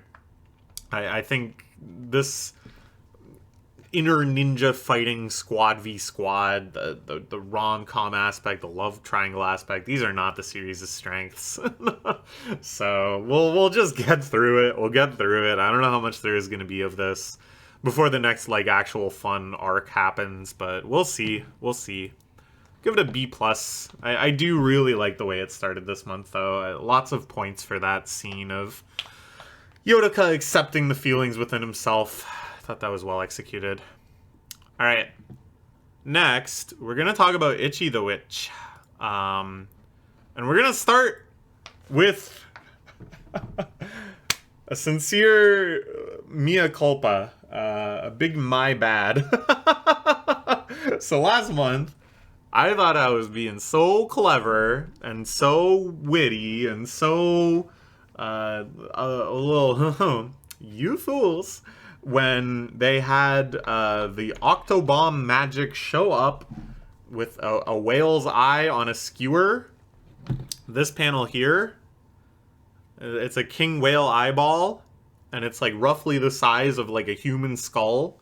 And I was like, what a tiny eyeball. This king whale must be like a little shrimp. Like, whatever.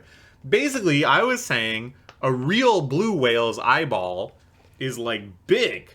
And a king whale, which is like a fantasy creature, wouldn't you think it would be proportionally even bigger? And so it should have an even bigger eyeball? And I was basically like, this mangaka, this artist, does not know how big a whale's eyes are. And it turns out I'm the idiot, and I don't know how big a whale's eye is. And a king whale, a blue whale, a real whale's eyeball is like the size of a grapefruit. It's like not big at all. This was pointed out to me by some helpful people in my comments section. Thank you for that. Very humbling. So I was like, why the hell am I so wrong about this? Why was I so sure that the blue whale's eyeball is like big? And I realized it's because of this movie, Werkmeister Harmonies, a wonderful movie by Hungarian director Béla Tarr, where one of the major plot points is that a circus comes to town, where the big display of the circus is a taxidermied whale. And this is one of the most famous shots of the whole movie, is when our main character goes to observe the whale and he looks the whale in the eye. And I was picturing that scene. I thought I was picturing that scene. But what I was really picturing is this promotional image that's used on the cover of some editions of it, is used as like the banner art in a lot of usages of it on like the Criterion channel and stuff. This is what I was picturing. I pictured this happening in the actual movie. And so I was picturing the whale's eyeball being this size. But no, I looked up the scene in the actual movie, and it's teeny tiny. Look, it's like a little grapefruit sitting there. And this does not happen in the movie. This is the scene in the movie. This is just like a poetic image reconstructed from elements of the movie to evoke this scene in the movie. But this is what it looks like. Teeny tiny little eye. So that's my justification. That's why I screwed this up so much. That's the story. Let's move on. Talk about the actual chapters this month. We're in the middle of this arc with the. Let's break down everything that's going on in this arc, because it's pretty stuffed. And it's very odd to me that all of these things were chosen to coincide in the same arc. Which is how I felt about the Baku arc as well. Like, just a lot of very different ideas that were all put into the same plotline. So, this is... we're testing the capabilities of Ichi the Witch by having his group, Dessa's group, go on its strongest adventure, strongest capture ever. The Chrono Weaver magic. It's like the overarching motivation. And Des is like, yeah, this is way too strong for us. We're just going to kind of scope it out, but we're probably going to turn tail and run. Then they find out that the Chrono Weaver magic is actually friendly and has impregnated a human woman. Okay, that's like plot element 2. Has nothing to do with plot element 1. That's just like a whole thing.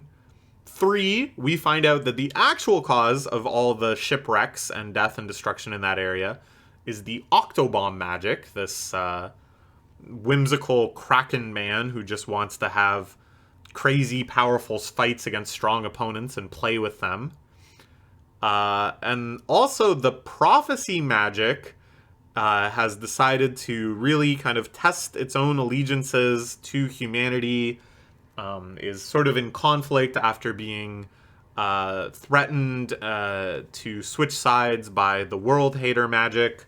Now wants to kind of help the humans more directly, more actively, and so lies to get brought along on this journey. So that's like a whole other plot line.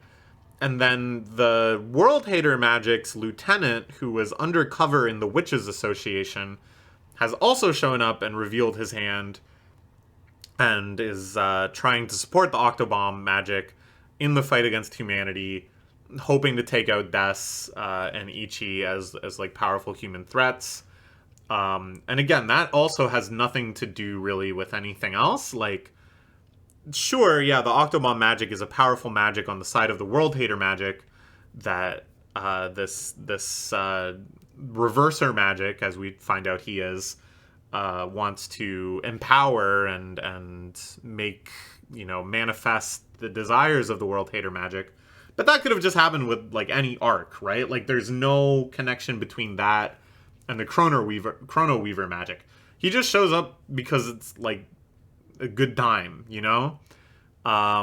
So yeah, it's like a little weird to me, the coinciding of these, like, 5 pretty separate plot lines. But whatever. We're doing them all. So what happens? First, we get a pretty awesome sequence where Ichi allows himself to be possessed by Uroro, the human hater magic that he acquired at the start of the series. Annihilates the Octobomb magic over and over again. It looks pretty freaking awesome. Big hype attacks. Some strange kind of fetishy stuff because the Octobomb magic loves being annihilated and resurrecting over and over again. But pretty cool, pretty powerfully depicted. It seems like they win. Ichi takes his body back over. Then there's like a brief little time skip ahead to Ichi is like passed out.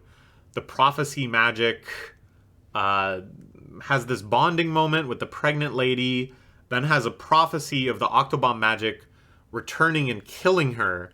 And it's actually like really gruesome. It just keeps showing the pregnant lady getting like gruesomely stabbed through her pregnant stomach over and over again. And I was just like, oh my god, like this feels very disjoint with like most of the tone of the series.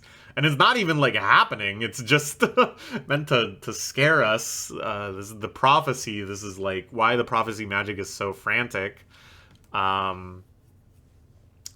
have this kind of like planning session based on the prophecy to try to figure out how they can change the future. Preparing for one twist, receiving another prophecy, preparing for the additional twist. I honestly find these plot lines like kind of annoying.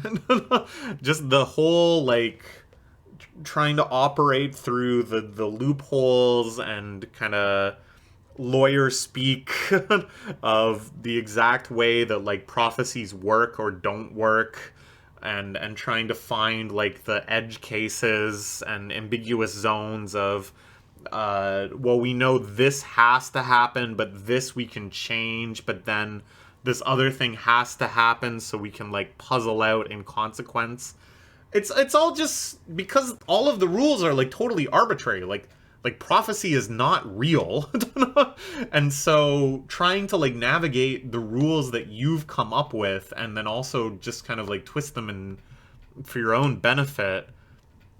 I don't know. I've never found it all that engaging because ultimately it's like during the actual action when the plan is executed, there's certainly going to be twists and turns and unforeseen roadblocks and stuff, right? Just like any story. So then it's kind of just like, okay, well then what was the point of all that? When you're like, okay, we've run through all 38,000 scenarios and this is the path that takes us to keeping everyone alive. And then during the battle, it's like, oh shit, I didn't realize he can transform and do another attack or whatever. I didn't prophesize that this other enemy ally was gonna show up. And it's like, okay, well then, like, why not? Like, you've just chosen, like, an arbitrary point of, like, the limits of prophecy, which is all self-imposed by the writer. And again, this isn't something that Ichi the Witch did, you know, especially bad.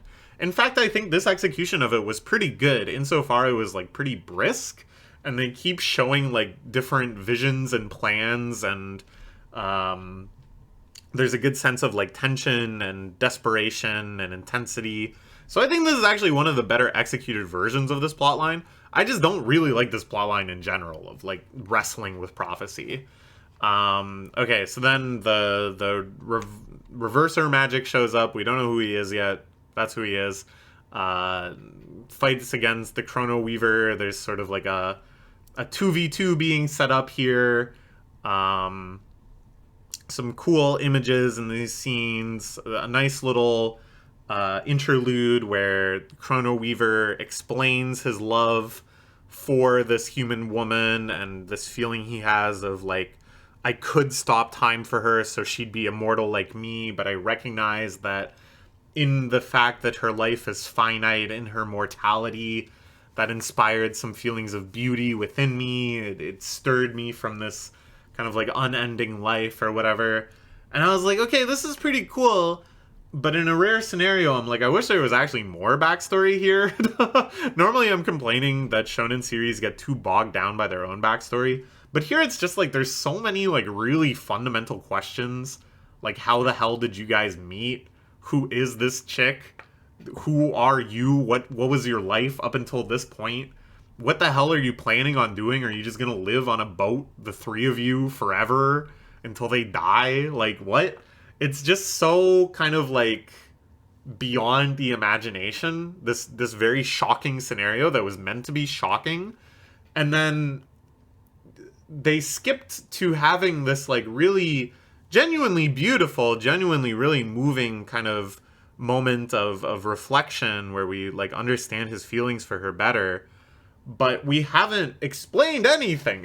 It's still a shocking scenario. And so I can't really fully get behind the emotions because I'm just still stuck asking these very fundamental questions of, like, well, who the hell is this? At any rate, that kind of inspires him in his fight. Death starts fighting as well. An awesome 2v2 kind of thing. The reverser magic does some really crazy attacks, resurrecting 10,000 corpses of all of the shipwrecks that have happened because of the Octobomb magic.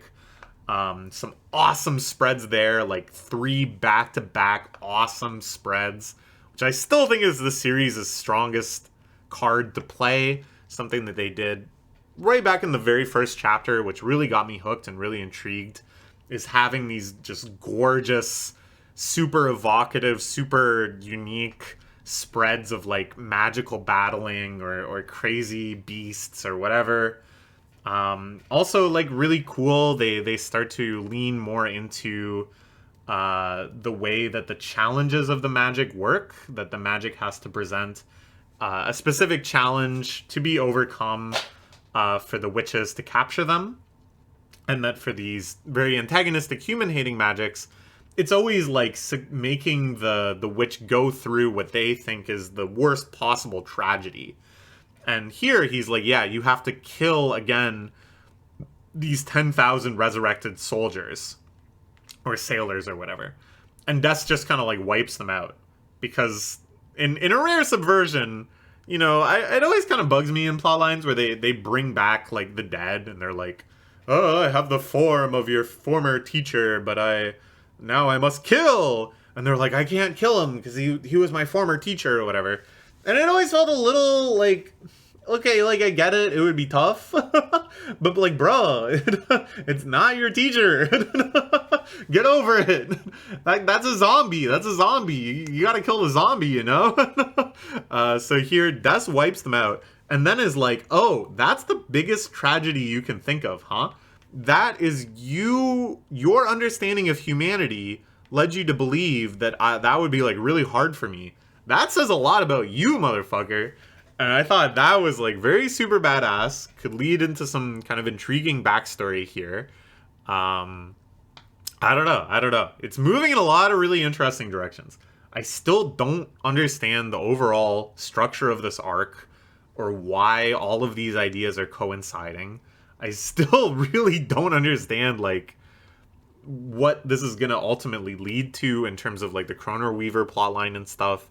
But I'm intrigued. I'm interested. I thought with the Baku stuff, again, like 4 or 5 kind of disjoint ideas all colliding fairly clumsily, and there wasn't really any like universal thesis that sort of brought them all together in a super satisfying way, but it was still good. And I think if they hit that bar again, like the ending of the Baku arc with all of these ingredients, it'll be pretty awesome. So we'll give it an A for the month. Really good stuff. Check my messages quick. Nothing I need to respond to. Okay. Now let's talk about Hima-ten. We're deep into Christmas season, which is very well timed for, you know, this reading audience. I like when manga does that. They do some consideration to when it will be published. Try to do some real world time matching or whatever. That's fun. There's been this whole kind of like Christmas saga where he's gotten gifts for each of the 3 girls, and they're each gonna have like a little bit of a spotlight chapter where the gift is given and stuff. It starts off really weird where before they had a chapter with the very stereotypical like creepy convenient guys that come along and hit on somebody to move a plot line forward. One of the oldest cliches in rom-com history, right? One wonders in Japan, are there really actually just roving gangs of guys that go around hitting on girls? I mean, probably, but with this frequency, really? And then we find out that some kind of like background character classmates got dates with the convenient, creepy guys from before. Just like really weird to me to like bring them back and have this kind of extended plot line with them. I don't know if I've ever seen that before, really. So Hima and Imori go and spy on that date to make sure, you know, there's no foul play and they're not gonna try to make some unwanted advances or whatever. But then it turns out the date is like actually fine and they're not bad guys, which is weird. But a pretty fun chapter. I think they had a good time with this sort of spying and trying to interpret and getting all confused and flustered plotline. Some good comedy there. Then we get the actual Christmas chapter with Hima. I really like Hima's character, where she has this crush on Imori, but she recognizes that Imori likes Kanai, and that there's a mutual crush there that she doesn't want to get in the way of. And that she's like, I got my own shit going on anyways, I'm this girl boss CEO, blah, blah, blah. But that she cannot help but indulge in a bit of greediness in feeling special to him, in spending time together, in all these little moments and stuff. And that she struggles with, like, knowing how greedy she can be. Knowing that she already has so much, and that she already gets so much from their friendship. But not knowing where the line is. And I think that's actually, like, really well done. Really well understood. I know that's a feeling I've had before, where, you know, I have private feelings for someone that I know aren't reciprocated, that I'm just friends with. And I have opportunities to have these kind of, like, special moments with them, this increased intimacy with them or whatever. I felt the same way, that it was, like, greedy. That it was a little bit selfish to just kind of, like, push the aspects of our relationship that exist to sort of facilitate a fantasy of a relationship that couldn't exist. It's a very bittersweet feeling, and I like that the series doesn't really condemn it, but doesn't make it more than it is either. I think it's quite interesting that they kind of have her grounded in this understanding that she's like not his favorite, that she's not the one he has a crush on. It's all stuff that's like all too rare in rom-coms, like a real emotional maturity, a real respect for the characters themselves and their feelings. It was good. It was good, man. It was good stuff. Then we have a few chapters with Kana, her little gift arc. I think her character I've been most disappointed in throughout this whole series, insofar as that she's like the big boobs fan service character. So she gets a lot of just kind of like shoddy moments. It doesn't seem like they really care to expand her characterization that much beyond that. Sometimes they do, and then it always kind of like regresses back to like those sorts of jokes and stuff. But I thought these chapters were actually really well done. I think they were the best execution of this kind of character yet. The line she has is that she has too much perseverance. And he thinks that she's referring to her work, but really she's referring to her relentless attempts to kind of like flirt with him and to make him drop his guard and to move their relationship along a little bit. So they end up going on this like movie date. Pretty cute. I think there's a lot of nice little moments here. I think the series does these kind of date chapters really well, where they have, that it's not too fantastical. It's kind of just nice, grounded, fun experiences. There again, some more fan service that, the big moment that they're also celebrating is the fact that she got her very first magazine cover, where she's like a bikini model. So of course they have to read that together. But again, I think in the grand spectrum of fan service, putting aside the incredibly questionable ethics of having a high school girl as a bikini model in the first place, putting that aside, because that's Japan. I think this type of fan service where it's a character very proudly and excitedly showing off pictures of her in revealing swimwear is near the top in terms of like this proud, empowered fan service, right?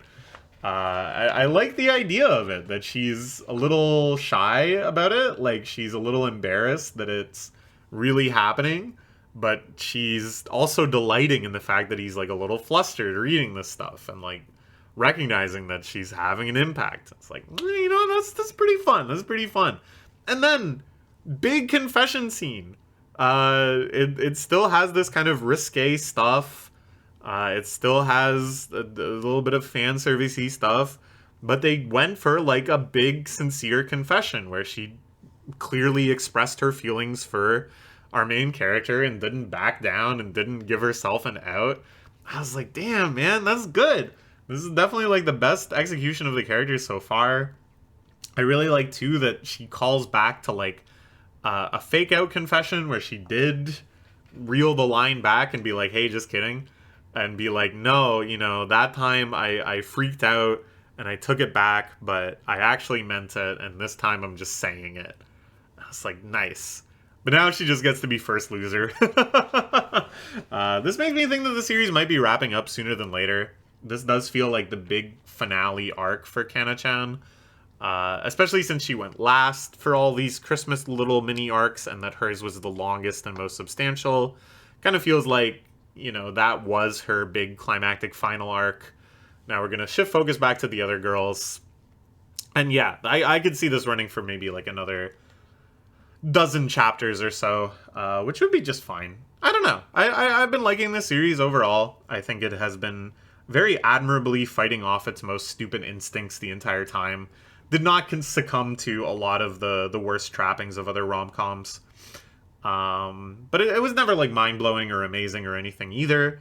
And given that, I think it's better that it just sort of like executes everything, ends with a nice, solid finale, actually resolves things, and doesn't just putter along for 200 chapters faking you out every week. So yeah, R.I.P. to Kana-chan.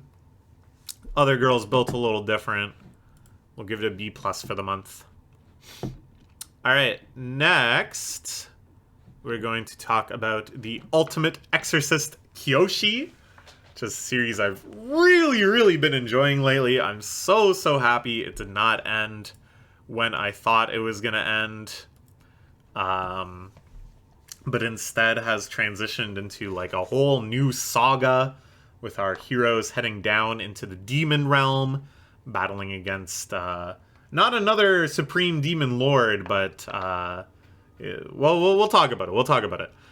So yeah, they battle through the Demon King's tower of this area. Kiyoshi, of course, is in this mode where he lost so much of his power against the battle against the Ashura Roth. Now he can kind of just do basic stuff, except for 3 minutes per day.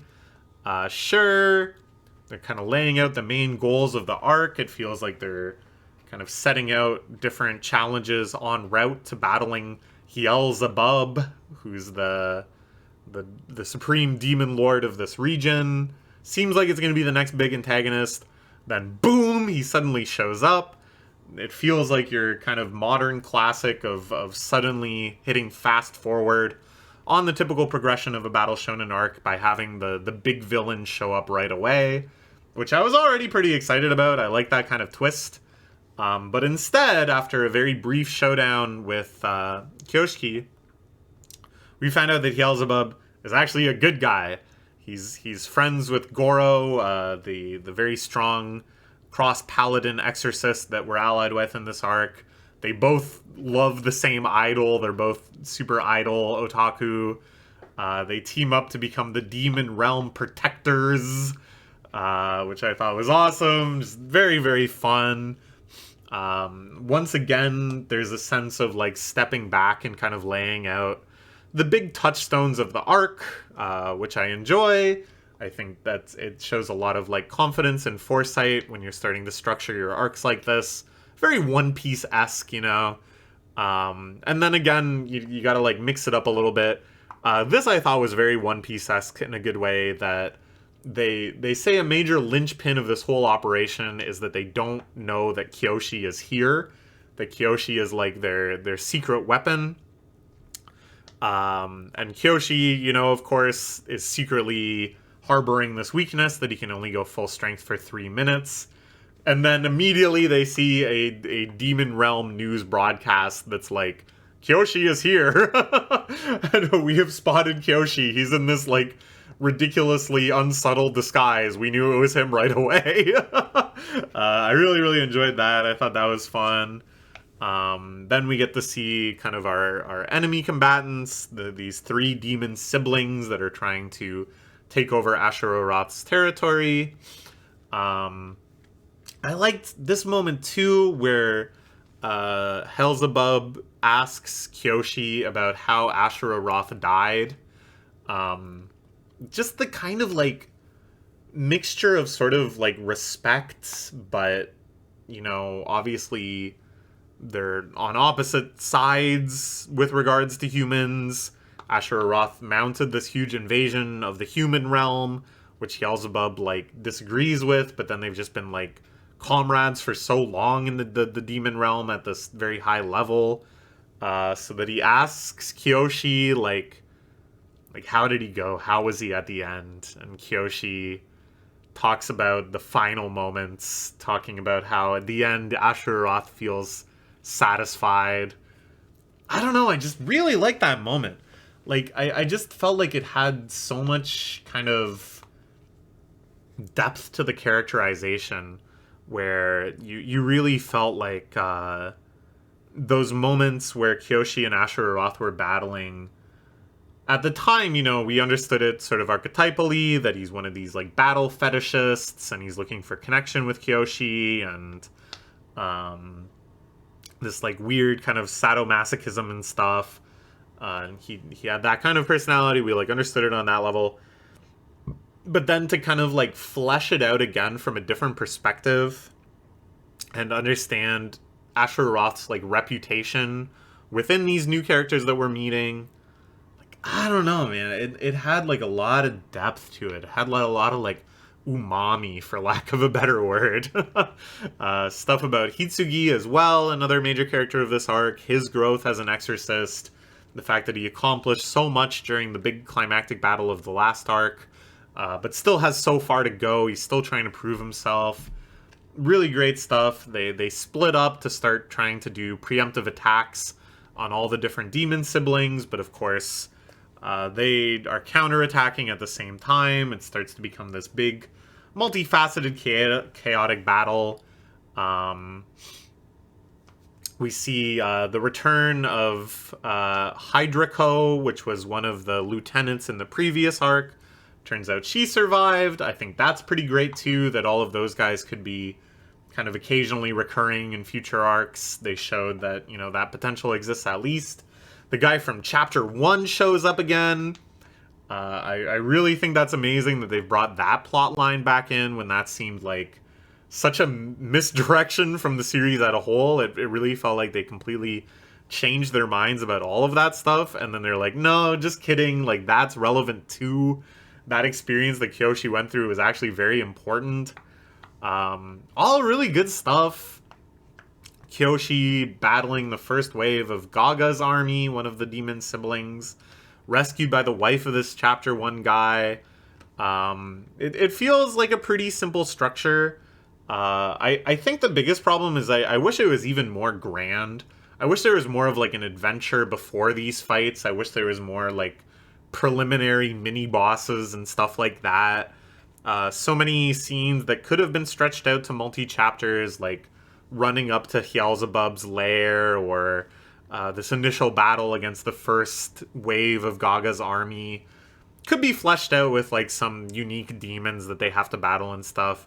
It feels like very, you know, very chop pace. But that's just because I like this series so much, and I truly believe in its strengths, that if it wanted to slow down and zoom in on that stuff, I have total faith that it would be really good. But it's kind of like, you know, that's the highest bar. Like, that's like what One Piece does, and it's all awesome. But then doing this like very compellingly fast pace, full of surprises, no waiting around, let's just get to it if we're going to get to it. I think that's the next best thing. And that a series that dwindles and dwaddles and spends so much time on this sort of inconsequential stuff, that has chapters fighting a mini-boss, but the mini-boss is not that entertaining, that's like way lower, right? So I can respect it. Like, I think this is a very shrewd move. The series has built up quite a bit of acclaim and quite a bit of an audience, but they're not at the big leagues yet, right? Like, right now they're in a zone where I could see it running for like 130 chapters. Okay, to put specific numbers to it. Right now I think they're on the trajectory to run about that long, build a good sizable fan base, and dust their hands off and be happy. If they want to shoot for 400 and to be like a new pillar and to just go, which is I think what they want to do, and I think that would be fantastic. I think it is smart to keep these early arcs super brisk, to keep the stakes escalating super fast. And then, you know, once you've built up even more of an audience, once you're like in the top 3 TOC consistently, then you can be like, okay, in this arc, we're going to go to heaven and we're going to meet the angels. We're going to go to the angelic realm. And there's a whole bunch of stuff there, and that's a saga that lasts like 100 chapters, and it has mini bosses and side stories and major new protagonists introduced. That's when you do that, you know? That's like when One Piece got to Alabasta and the whole Baroque Works saga, right? Or maybe even more, that's when One Piece went to Skypiea. If they want to have that kind of ambition, which I really think they can do, I think this series is that good, honestly. That's when you do that. You don't have to do that right away. So I do respect it. So we'll give it an S- for the month. really, really solid stuff. Like, this isn't my favorite thing in Jump, for sure. I like One Piece better. I like Akane better. I like Blue Box better. I like, you know. But this is the only one that I like this much that I think has this much potential. That I think this arc proves to me how well they do at just writing arcs. And once you have the ability to make this kind of story fairly self-contained, we go to a new region, there's issues, there's villains, we fight them, we leave. If you can execute on that, you can just keep doing that, man. You can just go to different places. And this is the only series right now that seems to have that kind of ambition and that sort of potential structure that I think is good enough to make it happen, you know? Okay. What do we got next? Kagurabachi. Which has been pretty freaking crazy. See, this to contrast this with Ultimate Exorcist Kiyoshi. This is becoming like a pillar of Jump, right? This is one of the most popular series right now. Everybody says it's the next big thing. Anime probably intimate. Everybody's popping off about it. Volume selling very well. Always high in the table of contents. But like, I don't think this can just run forever. You know? And that's not a bad thing. That's not a bad thing. I am actually very impressed with the fact that they are not trying to nerf themselves, make things less impactful, make things less definitive in order to stretch it out. I think that's actually really admirable and really impressive. That in my mind, they are aiming for like less than 200 chapters. I would be shocked if we weren't already well over the halfway point. Honestly, I could see this wrapping up like next year. Just because they're willing to escalate. They're willing to play all their cards. They're willing to go after like the definitive beats of the storyline the first time and not have iteration. That's awesome. But yeah, like, I just really don't think this can run forever. Compared to other Jump series, you know, where they build in a formula that can just be extended a lot more than this. This feels like the climactic arc, basically, right? Like, we're kind of at all good guys versus all bad guys, all mysteries revealed, all swords in play, you know? Not literally all swords in play, but like the strongest swords in play. It really does feel kind of like, where can they go from here? Maybe I'm wrong. Maybe there is a lot of places they can go from here. They can even just say, oh, wow, we've like solved this situation that's unfolding in like Japan. But guess what? There's a sword master in America too. They could go in crazy directions like that, but I just don't see it. Right now, I just don't see it. To be fair, I also didn't see it in Kiyoshi. It really seemed like they were doing the same thing in Kiyoshi, playing all of the cards at once. But they left themselves just enough of a gap that after that big battle was done, it was on to the next adventure. Maybe they'll do that here too. But this is a big frickin' battle. So, we start off with this continued adventure of Hagiwara.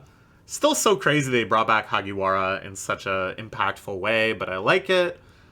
He's fighting against this other barrier kid, like the enemy's barrier generator, who turns out to be actually one of the scariest weapons they have in their arsenal, because he's like full-on cheat code level regeneration. Even when he gets decapitated, he can regenerate. It's very freaky. They really lean into how horrific that would actually be as an experience, which I thought was very cool. And now he's just kind of like, I like when shonen series, when battle series do this, have like kind of an X factor within the enemy's forces that at first is sort of underestimated. And then you realize like, oh god, this might actually be the scariest thing. Like twice in Boku no Hero Academia. JJK has done this a few times with like the battle against the cursed portraits or whatever those were called. Tokyo Ghoul does this a lot. Tokyo Ghoul like bakes this into the major structure of the series, I think, with some of the twists later on. yeah, I like that stuff. But then we kind of move away from that. Really interesting development in the sword master, who actually has the contract with the Shinoichi, the only one that's capable of truly unleashing the powers of the Shinoichi, like the malediction and stuff. We had been told, and this is also what's believed in like common understanding among the people in the series, that the malediction was sort of the Shinoichi getting out of hand. That it was this tragic event where he was trying to fight, and oh no, I didn't recognize my own strength, and now I've wiped out scores of innocent people. But that turns out to just be propaganda, and that the sword master consciously, willingly did the malediction and purposely killed all of those people as part of his own, ideology, his own understanding of what must be accomplished in the war. I thought that was like really interesting. I think, something like I feel like I have been just catching up bit by bit with why everybody else loves the series so much. And maybe it's due time for me to reread it from the start and see if I appreciate everything a lot more. It took a little while. It took until the Samurai arc for like the kind of hype moments and aura to start really landing for me. I'm still kind of jury's out on some of the more like power system elements and sort of the mechanics and lore of the series. Right now it just kind of feels a little slapdash, but again, it's maybe bringing me around on it. But I think the other thing that is landing more and more for me, the more I understand it, is like the true thematic lessons of the series, which at first I kind of thought were good and interesting and sort of well expressed in moments. But what I'm really starting to kind of grapple with and appreciate more is like major thematic arcs throughout the series. And honestly, what got me thinking about it is somebody posted the literary ogre meme about Kagurabachi. I don't know if you guys know this meme, where the ogre is trying to read James Joyce's Ulysses and saying, ogre feels so stupid, ogre can only understand surface level themes, like blah blah blah. I don't remember what it says exactly. Ogre struggles to penetrate the deeper themes, such as blah blah blah blah. And of course the irony is that ogre is very smart and is, well on his way to an understanding of a very complex work like Ulysses. My favorite book, by the way. Is it my favorite? It's like top 2. Ah, crap. I think the fire alarm's about to go off. I was going to take a break after Kagurabachi, too. Anyways, they made the same meme for Kagurabachi. They talked about the themes of Kagurabachi within the meme. And even though they weren't, like, novel to me, even though I was like, yeah, that's what the series is about, I think that was the first time I really recognized, like, that's cool that this is what the series is about. That the series is about these questions of, like, is there retributive suffering? Is cycles of revenge sustainable? Like, this idea of killing remorsefully, how is that really even different than killing? Like, some pretty interesting questions in this series. And I think introducing this element of the sword's master, who is like kind of just an unrepentant evil, or it seems to be, at least at this point. I don't know, we'll see. That he isn't insane, he didn't act irrationally, he didn't act mistakenly, but instead just like carefully and collectively decided to massacre all those people. It's interesting. And I feel like, again, with the sort of strength of these themes, that is quite the spice to like interject into all of those sort of open questions that get interrogated with each arc. Pretty cool. So then they are like unclear how they can possibly overcome the enemy barrier guy. Very strange conclusion is made where they need to kill their own barrier guy, which will then allow the barrier to become destable, because at some point they recognize this whole situation is so fucked the barrier is doing us more harm than good. We need to deactivate it so we can bring in reinforcements because we're the ones being caught on the back foot now. I liked that. I like that as like a kind of escalation point in the arc. Get a little profile of their own barrier guy, someone who willingly sacrificed all of his autonomy and most of his anatomy to sit with like the barrier helmet on 24/7, revealing that he just did it for money in the first place and that like any sense of responsibility and duty came later. I thought that was like very interesting. They managed to deactivate the barrier. Shiba, the guy who can warp around, this kind of somewhat mysterious character, shows up. I feel like we're gonna finally see like a true test of his power level and his meta. But he uses his power to warp out kind of the major relevant characters. You know, Yura was about to make contact with the Swords Master. We cannot have that happen. So everybody gets warped outside. The whole structure of the arc much simplified at this point. Yura and Samura and Chihiro, you know, Chihiro and Samura teaming up to fight against Yuro. I like this. I like the kind of narrative structure this has. It does feel like a very good climax of this arc. Again, it's like unclear where they can go from this because Yura is kind of the final boss of this whole antagonistic organization. They've convinced Samura to be a good boy. There's still the quest to destroy the other swords, but like Samura's like the strongest, and they have the Shinoichi after this, which is like the strongest. So it doesn't feel right to just be like, okay, now we got to go to all the other contractors of enchanted blades and deal with them. That just kind of feels like a matter of course, you know? So it feels like the battle against the Swords Master after this will be like the final boss, right?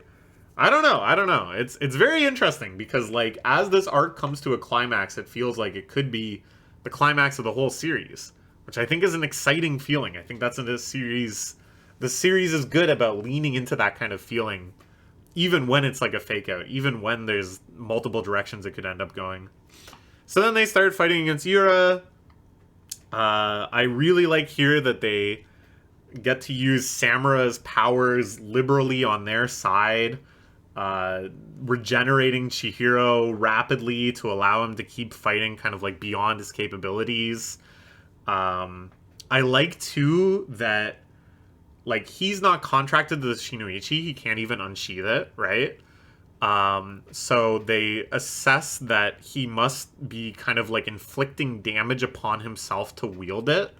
And so Samura heals him, knowing that the healing, which is sort of like a restoring to previous versions, will cut off this abnormal connection to the Shinoichi. I like that. I think that's like a nice kind of surprise, you know? This surprise application of what we understand archetypally to be like the regenerative powers of a phoenix archetype, you know? Lots of really cool stuff here, and I love this fight choreography. I love all of the attacks of the Shinoichi, all these insect-based attacks and stuff. And I like that this very clearly now is just sort of a teaser of the future conflict with the Swords Master, as he then unleashes the full power of the Shinoichi through his contract. That's definitely part of where this series is going. Who knows what'll happen in the interim? Who knows when that will happen? Who even knows how this fight against Yura will go? Another direction it could go is that they fight to stalemate and he runs away, right? And then this whole kind of raid arc turns out to be just sort of like the first salvo in a greater war. So I don't know. We will see. We will give it an A+ for the month. Really exciting stuff. I really like this twist with the Swordmaster. I think that's one of the most intriguing narrative hooks. And like I say, I'm becoming more immersed in like the messaging of the story, which might sound like really brain dead to say after reading 100 chapters.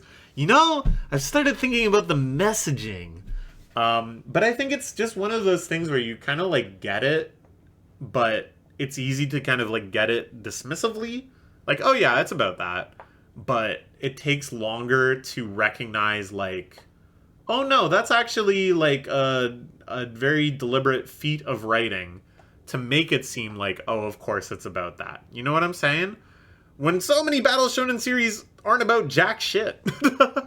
They're about, like, friendship, you know? And that's not bad. That's not bad. I don't think every Battle Shonen series needs to have, like, philosophical depth to it. But it's, like, it's cool when it does. Okay. Next, we'll talk about Nue's Exorcist, but I'm going to take a break. Before all of that... Alright, we're back talking about Nue's Exorcist. I haven't been the biggest fan of this series, to put it mildly, so it may surprise you to learn that this was actually not that bad a month in my eyes. I think on paper, if you had told me that the entire plot was going to kind of grind to a halt and derail to have a multi-chapter sports festival arc, I would have assumed that that would maybe be a new low point for the series. But this has actually been much more fun and feels a lot more like an actual manga and has, like, comedy and action and surprises. I think, you know, the most exciting mode of the series for me is still kind of the big climactic fights, because the series does have some kind of unique visual styles and cool transformations, and if you kind of divorce those visuals from the story themselves, they are quite compelling. Some of the lore and stuff, too, can be fun. You know, they've got some creative ideas woven in there with a lot of not so creative ideas. But I think second best is actually this sort of, like, more slice of life, sillier, more comedic type school adventures, which, you know, become the focal point here. There's some, like, pretty stupid things, some pretty vapid things, you know.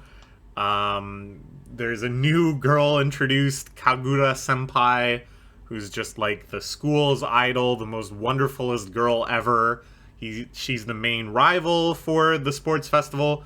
Of course, for no reason at all, she also has a crush on Gakuro.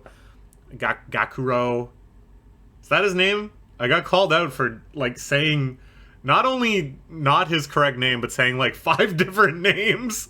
Just throwing darts at the name dartboard and seeing if I managed to hit his actual name. Gakuro? Pretty sure? They spend quite a lot of time doing the Sports Fest events. All the kind of requisite ones, cheerleading performances, various races, scavenger races. Most of them presented not with that many twists. Besides, you know, Gakuro has all sorts of superhuman physical abilities, same with his harem, so that leads to some shenanigans. The Hyo that they're actually trying to draw out of hiding, Soranaki, shows up very suddenly and unceremoniously, and starts to participate in the sports ceremony himself. I actually enjoyed that. I thought that was kind of a fun twist, to kind of present the opening salvo of these battles, at least, in the Sports Fest itself. Not crazy creative, not the first time I've seen such a maneuver, but again, it, like, felt like manga. It felt like a story, which I liked. A couple stupid fan servicey moments with stuff like the cheerleading battle, but whatever. Just feeling kind of, like, insubstantial, but not aggressively dumb, not aggressively offensive, anything like that. The pacing is really bizarre, where everything is just kind of thrown at you in, like, 1 or 2 panels each without actually developing a sense of, like, scene, let alone sequence. And yet, despite that, this entire sports festival thing lasted, like, over the entirety of this month into next month. So it also feels like very slow pacing as well. Just kind of, like, poor pacing, I guess I would say. But whatever. I do also like this investigation they had into trying to figure out what Soranaki's power is going to be in this manifestation that in each age he appears, it's in a different form based on what human technology is like at that time. And then they determine that in this instance he is imbued with the power of electricity, which again, not the most creative power. How many times have we seen some dude with lightning, whatever? But that kind of justification for it and the way it's shown to you and him using it to just like fly ahead in a race, pretty cool. And actually a pretty cool scene. So yeah, I don't know. I this is still my least favorite thing in Jump. That's not changing. I feel like it still has a lot of really bad instincts and really kind of just shoddy, poorly constructed overall sequencing and stuff. But at least here we had some individual scenes that felt fun, and the lack of like really brutally painful scenes really elevated it above some of the lesser moments in the series. We're going to give it a C for the month and move on. Sometimes I end up talking about the series for way too long, just trying to tear it to shreds in hopes that it'll somehow leave the magazine if I hate on it enough. But this time I just don't have all that much to say about it. It's a school sports festival arc. You've seen it before, and they didn't totally drop the ball on it. Sports festival joke. Okay. Now let's talk about Akane-banashi, which was very, very, very interesting this month. We're in kind of an interim period between two major arcs, with the battle against her rivals at that award. I already figured out what it's called. That was obviously a very, very substantial arc, and there's a few more being kind of teased into the future. But I think this series is very, very good at operating in this mode of like transitional periods where a lot of smaller stories can be told. We can see little insights into some of the more secondary characters. And yeah, it can start kind of foreshadowing and setting out stakes for more major arcs to come. I like that we see Akane's kind of like daily struggles. That, you know, she's the protagonist. We just saw her win a pretty major prize. In our minds, it seems like she's popular, that she's in the limelight, that she's a huge success, that she's this rapidly rising star. But we get a big reality check here where it's like, no, she's still a relatively poorly known name. And that like really resonated with me. Like it made me think, you know, analogously, if I'm watching like Melee tournaments, let's say, and somebody does really, really great and wins like a regional tournament, I might have like heard of them because I'm like really into it, but they're still leagues away from the Zanes and the Cody Schwabs and the Hungry Boxes of the world, right? Like basically Akane has made a major mark at one tier of competition that's probably only relevant to like one geographical area of Japan. And so probably like Rakugo heads are into her and they're saying, yeah, she might be the next big thing, but she's not the big thing. and I think it's really cool because we really do start to see through her eyes and see how excited she is to be taking all these big steps. And I thought that was like a really cool kind of grounding effect. And the end result is that she's broke. That she actually is still just scraping by. She's still barely covering her expenses from her performance fees. She still has all these other expenses of kind of coming up, all of the equipment she has to buy, all the outfits and stuff. She's on this victory lap tour where she has to kind of go greet everyone and try to book as many performances as possible. To take advantage of the attracted attention of winning that award. So it's like she won the prize, she won the contest, but that actually just imposes like a new level of responsibility. And unlike, you know, some of her peers, she just has Rakugo. You know, Hikaru and Karasu both have like side careers, and Rakugo is not like their entire source of income or even their primary source of income. So yeah, I thought that was like a great way to kind of like reset how we're seeing Akane, putting her in the bigger context yet again. The big part of this victory tour is that she's meeting with Isho, the head of her school now. She is officially in the Isho school. She runs into Kaise, who we haven't seen in quite a while. He was a pretty major character right at the start of the series. He was, kind of one of the future rivals, someone that we recognized as being very far away from Akane. Now Akane has taken several steps towards him, but there's still a major gulf, of course. Kaise dresses her up for a fancy meal with Isho. He asks her quite rudely, don't you want to master a story that isn't about being cheap? Basically saying, you need to experience a wide range, of the human experience. And you can't do that if you're broke, which is sad but true. Especially in, an urban area, if you're trying to understand the lives of city people throughout the ages. You have to kind of experience all of city living, the highs and lows. She meets with Isho. He grants her one request. She can't really figure out what to ask. She feels like all of these really conflicting emotions towards him. It really weaves together like some of the core themes of the entire story around her feelings towards her dad and why she got into Rakugo in the first place, and trying to prove the superiority of her dad's art to Isho, and yet also learning so much from Isho and recognizing him as like the GOAT right now. In the end, her feelings are just kind of too complex. She can't figure out what it is she should ask him for. But he's like, there's no rush. You don't gotta come up with this right at dinner. In the meanwhile, you and Kaise are going to be orchestrating this annual event he has of only his disciples, the Ishoka.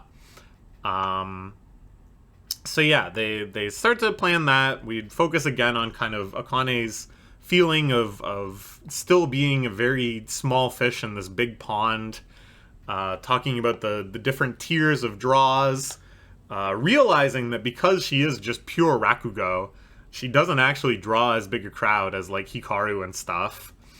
And kind of bonding, getting closer with Kaise, trying to figure out how are we going to sequence this, how are we going to book it. And then there's kind of an interesting moment where I kind of felt myself realizing the same question alongside Akane, which is like, hey, wait a minute. We haven't seen you in a while. When we first learned about you, you were like on the verge of making Shinoichi. It was like either you or Makairu was next up. Turned out to be Makairu. So then the question is obviously, okay, well, why aren't you Shinoichi yet? It's been like 2 years, basically, since that whole development. More than 2 years. So, like, what's the deal? And now we segment into this kind of tangential backstory of Kaise. We see his performance.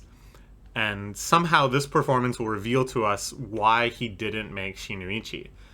Which is very, very interesting, because usually when we see someone perform Rakugo in Akane, it's to demonstrate their strength, right? It's to demonstrate why they're popular. It's to demonstrate the power of their art and their mastery. But here, we're supposed to kind of read it in the context of knowing that somehow it is insufficient. Somehow this wasn't enough to make him a Shinoichi, just like Makairu.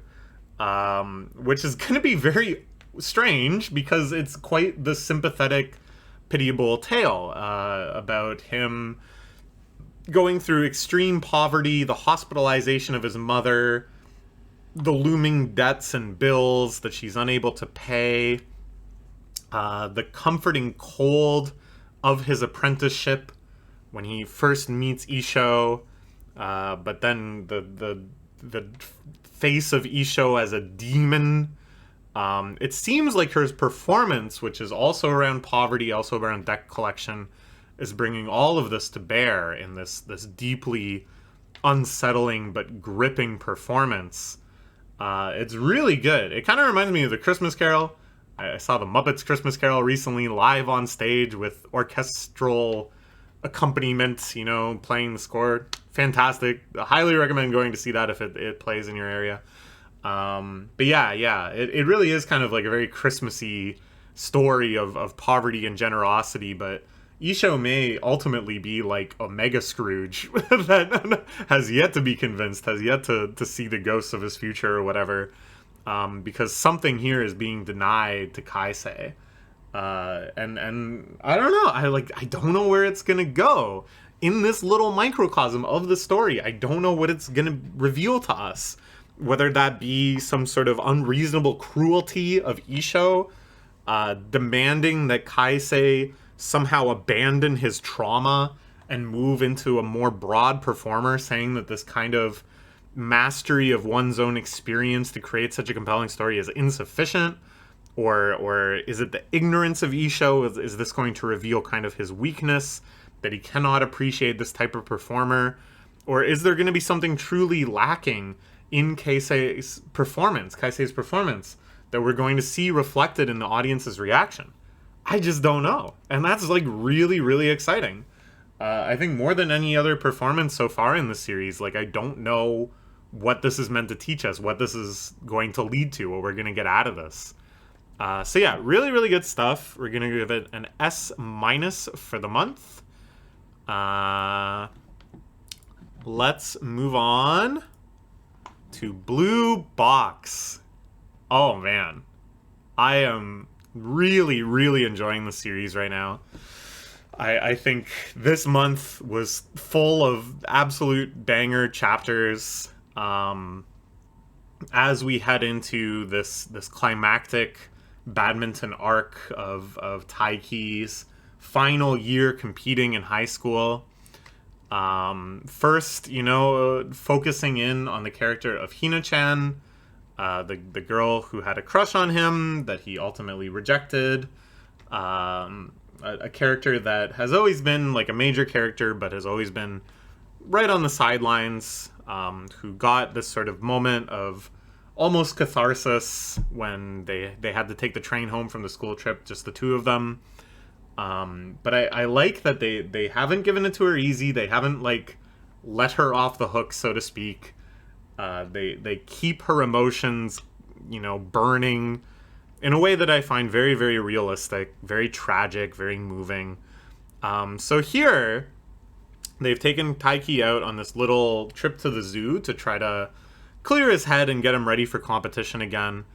And Hina talks to him at length about her relationship with her father, this brilliant gymnast, this beautiful discussion of how when he felt insufficient as a father, crying at the zoo when he recognized how unfamiliar his own children are to him.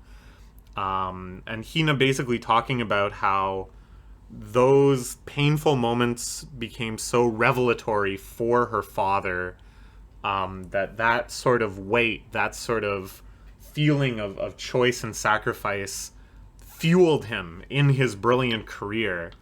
And then in her own way, that sort of heaviness in her own life and the perspective it's given to him, to her. And Taiki recognizes as well that all these things that he's felt so down about, having to fight Kyo, just the fact that his career is ending, the insufficiencies he sees in himself as a player, the distance that he worries about with him and his girlfriend, his mom being in the frickin' hospital, all of this heaviness around him, he sees it in the context of weight training. Things need to be heavy for you to gain strength.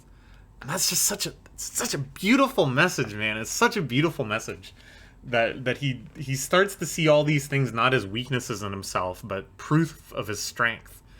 And that overcoming them isn't just like, you know, bad for his career, bad for badminton, bad for anything, but like that all of this is empowering him as a human being, that all of this is part of his human experience, that he can't hope that everything will just be smooth sailing all the time.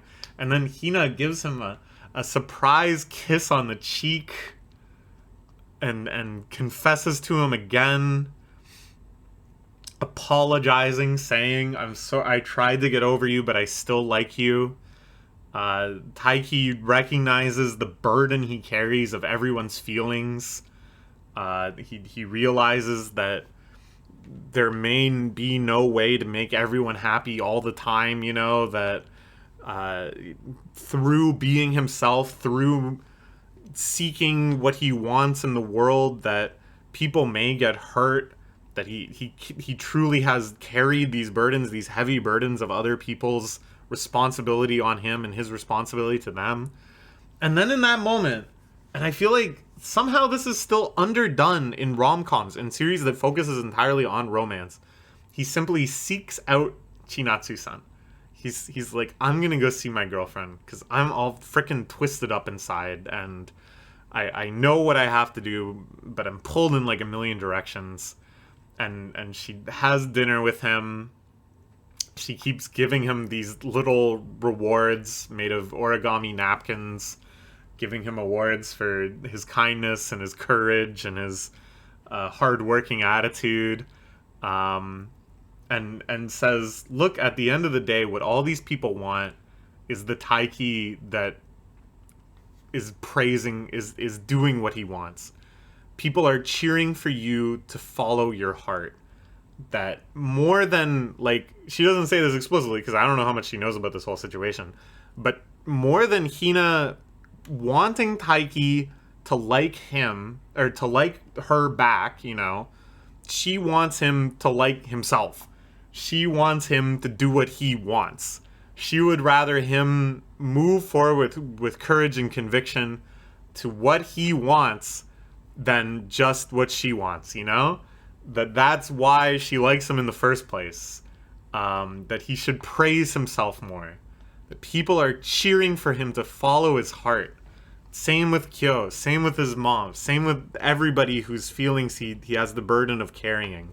They put those feelings in his hand because they trust him to follow his own heart. That's what they believe in. And it's like, man, that's so good. Oh, it's so good. He finally kind of like breaks. He has a big cry. She comforts him. He realizes that for this entire season, he's been trying to find ways to make himself okay with losing, trying to find excuses to rationalize losing, to make it feel okay to himself, but that he was starting to hate himself because of it, because he didn't want that to be how he treated it, because he still wants to win, and that he felt bad sublimating his own desires for the sake of others. I just, oh my god, trying to find a way to be okay with losing. What an amazing way of expressing it. So much of like the heart of competition, I think, is bound up in that.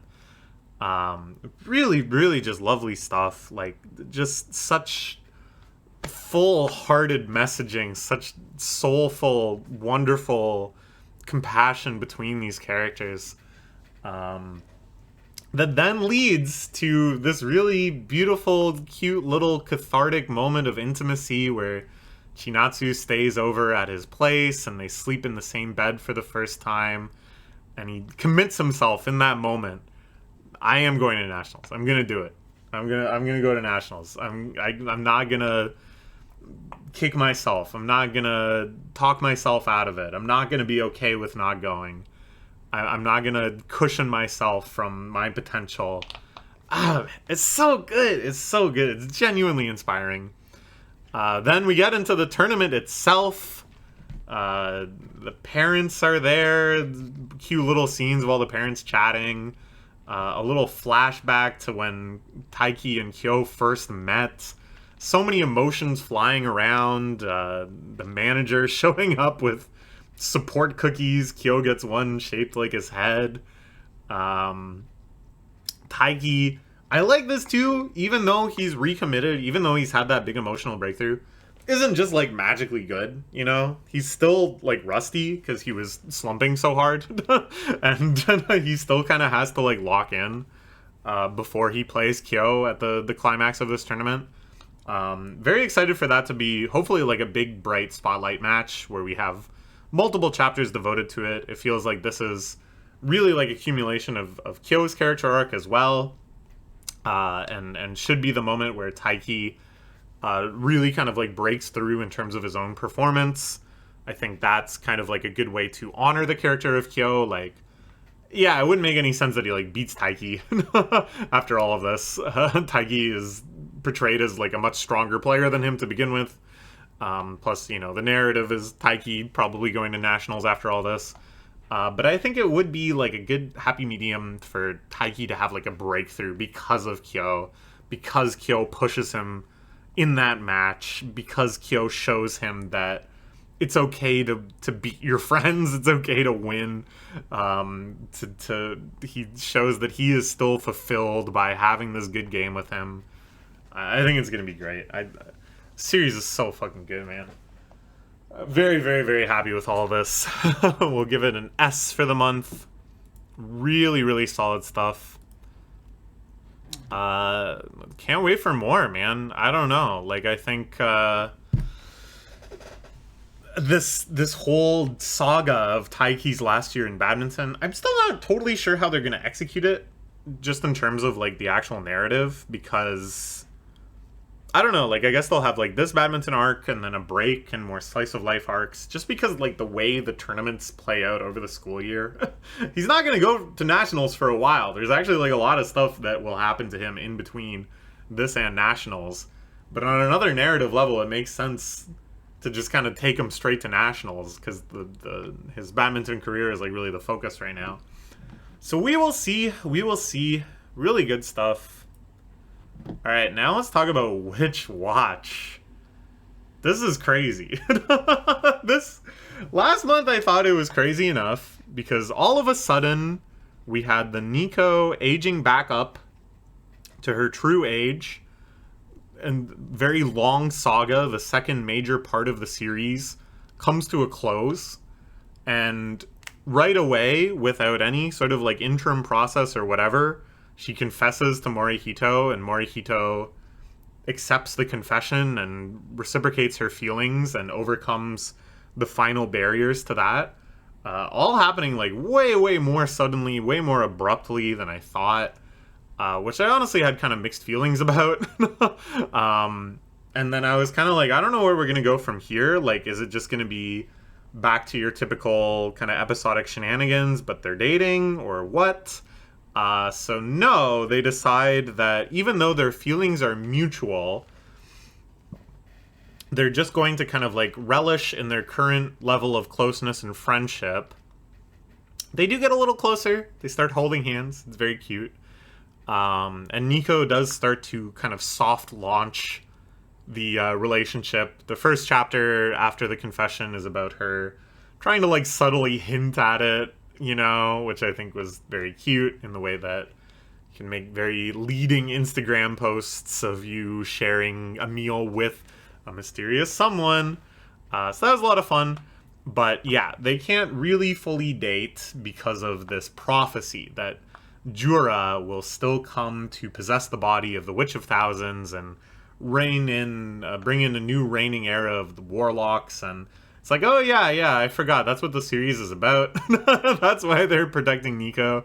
That's what all of the major kind of like action sequences, and when it shifts gears and becomes a battle shonen, that's what that's all about. Huh, right. And then I kind of thought it would be yet again, well, that danger is still lurking, but it's back to the goofy status quo. But no. And this is where things got really crazy. We find out that Chami's frequent co-star, Dore, who, you know, was a very comedic character, the pretty boy idol that ends up in all sorts of goofy magic scenarios, is actually a secret warlock. He does this very disturbing live stream where he curses 1 million+ people, all the viewers, with Jura's true name. We get the drop of the title of Part 3, which is crazy amounts of hype. you know? Part 2 was re-aging Nico. This is part 3. A group of warlocks declare their intent to resurrect the Witch of Thousands. They blow up a building to show how serious they are.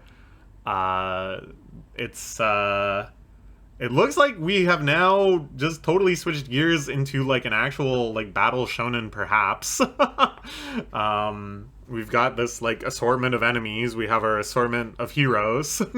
There's very little suggesting that we're not gonna just do battle. They learn that this curse, in fact, doesn't kind of take fruition until it's activated by Jura actually being resurrected. So this is like the warlock scheme, is that they've embedded this curse tagging all these people, and then once Jura is resurrected, they'll instantly become like slaves to the warlock, and that's how they're gonna take over society at large. Great, good, I like it, great plan. Very scary, very apocalyptic. It feels very real, you know, the fact that people already have this like latent curse. I gotta say, the whole thing was like genuinely haunting, genuinely disturbing. It actually reminded me of an arc in Sketnance where this like rude teacher is kidnapped by the ninja boy. Just the same feeling of like kind of a creepy live stream that you're trying to understand how real it is and what it totally means as you're watching it. I think Kenta Shirohara sensei is actually like really good at that kind of horror. And if you wanted to make a whole series about it, I think it could be like really strong, you know, like a Saw type of series or whatever, and just like genuinely do horror. I think it might be surprisingly good. At the same time, though, I guess like a lot of what makes it so disturbing is that it appears so suddenly with what is otherwise just a very fun, silly comedy series. So yeah, this is their creepy evil master plan. There is a comedic section where they're reviewing the tape to see all of the warlocks, and kind of speculating on what sort of character each of them has and what their power is. There's an old man there that they say is probably like the secret strongest guy, but then he shows up and they capture him with zero effort at all, and they're joking about that as well, how wrong they were about his strength. We find out that this guy was in the flashback, another pretty action-packed sequence where they summon Joan of Arc instead of Jura. He was the one that was actually summoning all this stuff, but he's decided to switch sides because he has terminal cancer and has recognized the futility of his evil ways, that he's wasted his entire life in this world domination plan. He informs them on the details of their plan. It's stuff that really does seem primed for like a very battle-oriented climactic finish. They have to use this bone of the corpse of Jura and the spell of resurrection, and basically this like kind of magical formula is something we've seen in fantasy quite a few times. So it's like kind of clear where the disruption points can come for our heroes. They are going to split up this required bone and have each warlock carry one. So of course, to remove the entire possibility, eventually all the warlocks, each containing a bone, will need to be defeated. But first, they're going to try another plan, which is destroying the bone before it's even split. So they're going to launch an ambush attack on the warlords as they are doing this ritual on a cruise ship. So that's kind of like our next big arc, and it seems like it's going to start like right away. And presumably it's going to be like, okay, they have this crazy battle, but they fail to defeat the warlocks, and the bone is split up, and now they got to track down each of the warlocks and destroy their shard of the bone before the summoning ritual can be complete. And you're like, wow, that sounds like a saga of a battle shonen. And like, it really does. and so I'm like, where will the wacky shenanigans be? When's time for the comedy? How can they really go back to just little episodic slice of life goofy humor after all of this?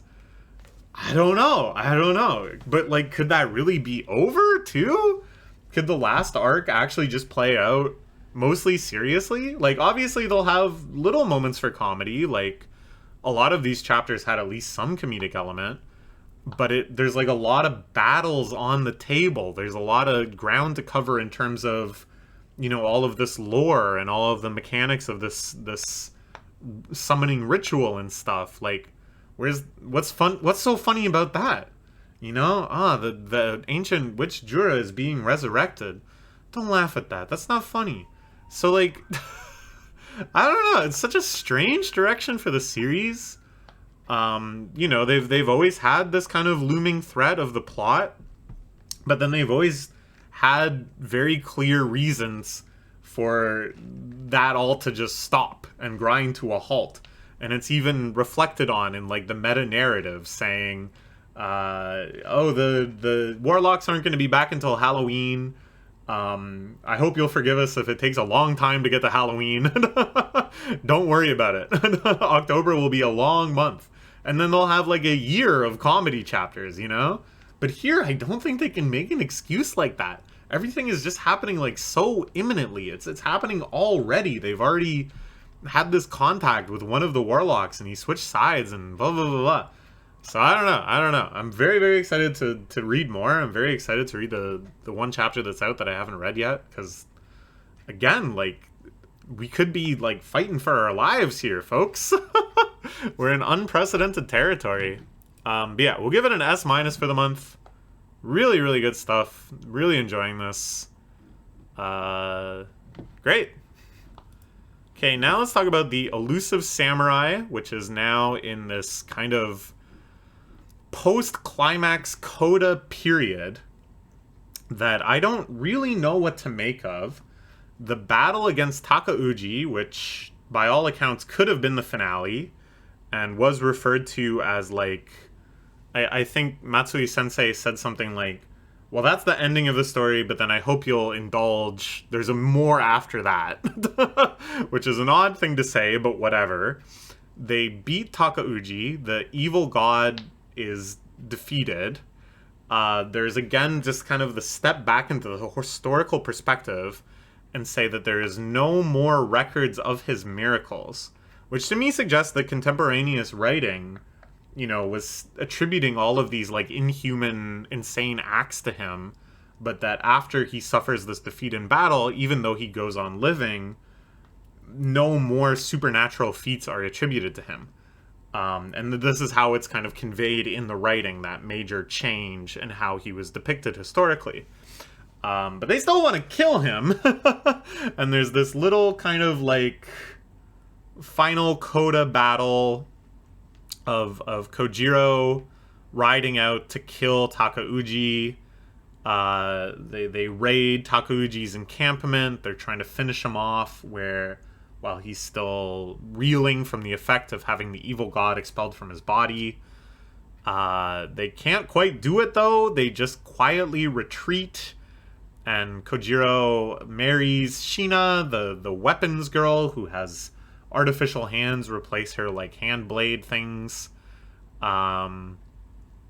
We have a very sentimental chapter with many goodbyes, you know, this kind of massive army of many different forces that came together to fight Takauji is now dissolving back to their home territories. They just let Takauji get away, you know, after that kind of final attempt. They seem to agree that dispelling the evil god was like enough. Which is, again, it's like, how does this really match up? Like, it seems like it's very much matching up with the historical record. And this is kind of their explanation for the historical record. But it makes me kind of more curious. Like, why didn't they just keep trying to kill Takauji? I love, there's one line in this chapter where they say, goodbyes must have been emotional when survival was perilous. Like, really talking about how all these different warriors going their different ways did so fully knowing that that might be the final goodbye. Then we shift gears to looking at Takauji's past, how he inherited the evil god from his older brother. This whole kind of multi-generational family curse that he ultimately was the inheritor of.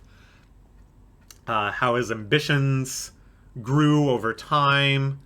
And then from there, we jump far into the future. It's like years after, the main events of this last arc. We've had a few time skips, but this is the final one. Everybody has kids now. There's peace among most everyone. They're just playing with their kids and stuff. And Takauji is now like a wise, peaceful, and calm ruler. He has no ambitions of war. He has no violence. And they're even like, oh, he's actually like a better ruler now. He has more control over the people.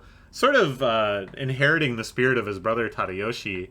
He just becomes like a wise, benevolent administrator, keeping the land in peace. So yeah, it's strange. He's like paranoid. He's still very impressive as a human. But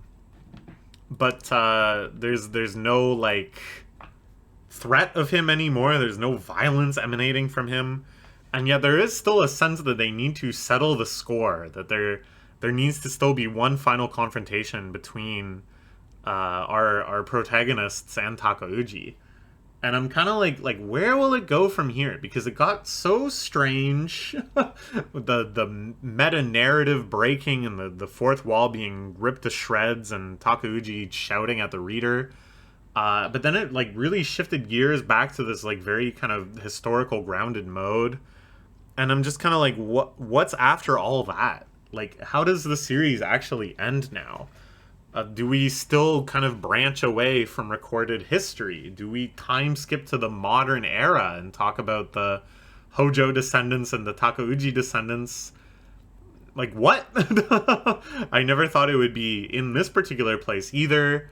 I never thought, we would see the futures of these characters to this extent, to have their kids racing around and competing and all these really kind of nice little slice of life family comedy moments. It's gone in so many different directions lately, and I feel like there are still more unimaginable directions to come. But yeah, good stuff. Really enjoying it. We'll give it an A+ for the month.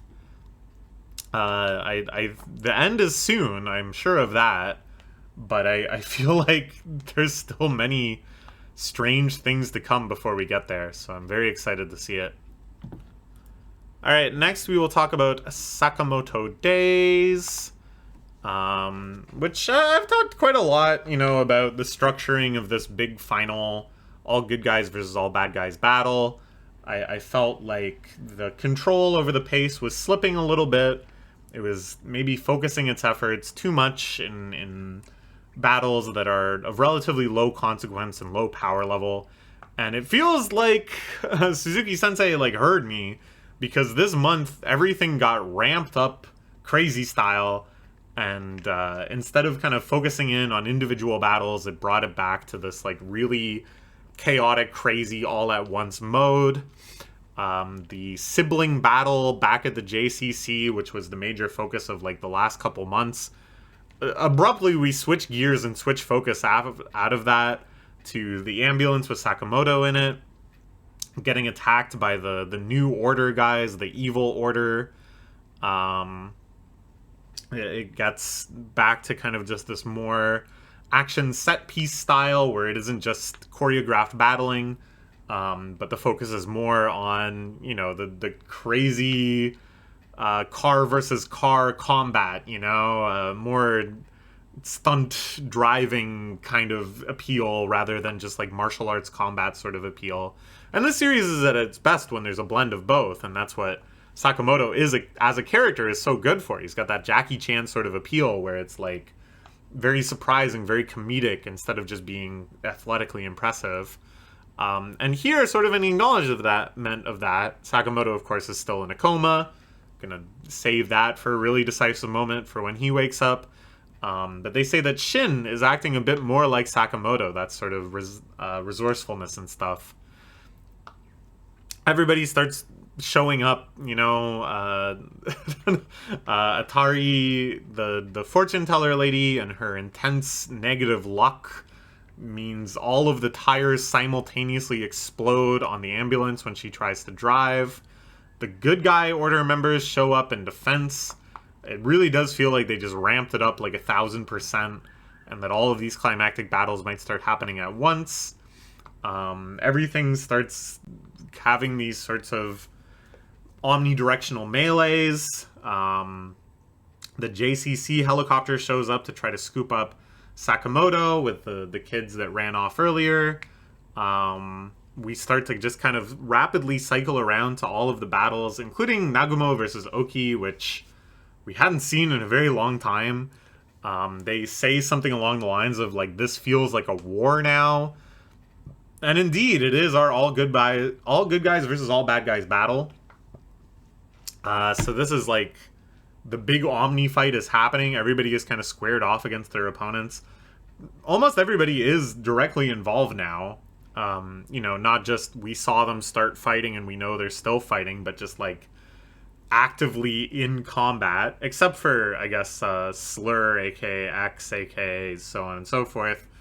That, of course, will be the big battle, save for Sakamoto. It's a pretty tall order, I think, to write something like this and to have this sort of distributed battlefield where none of these are directly connected with one another, and yet all of them are happening simultaneously.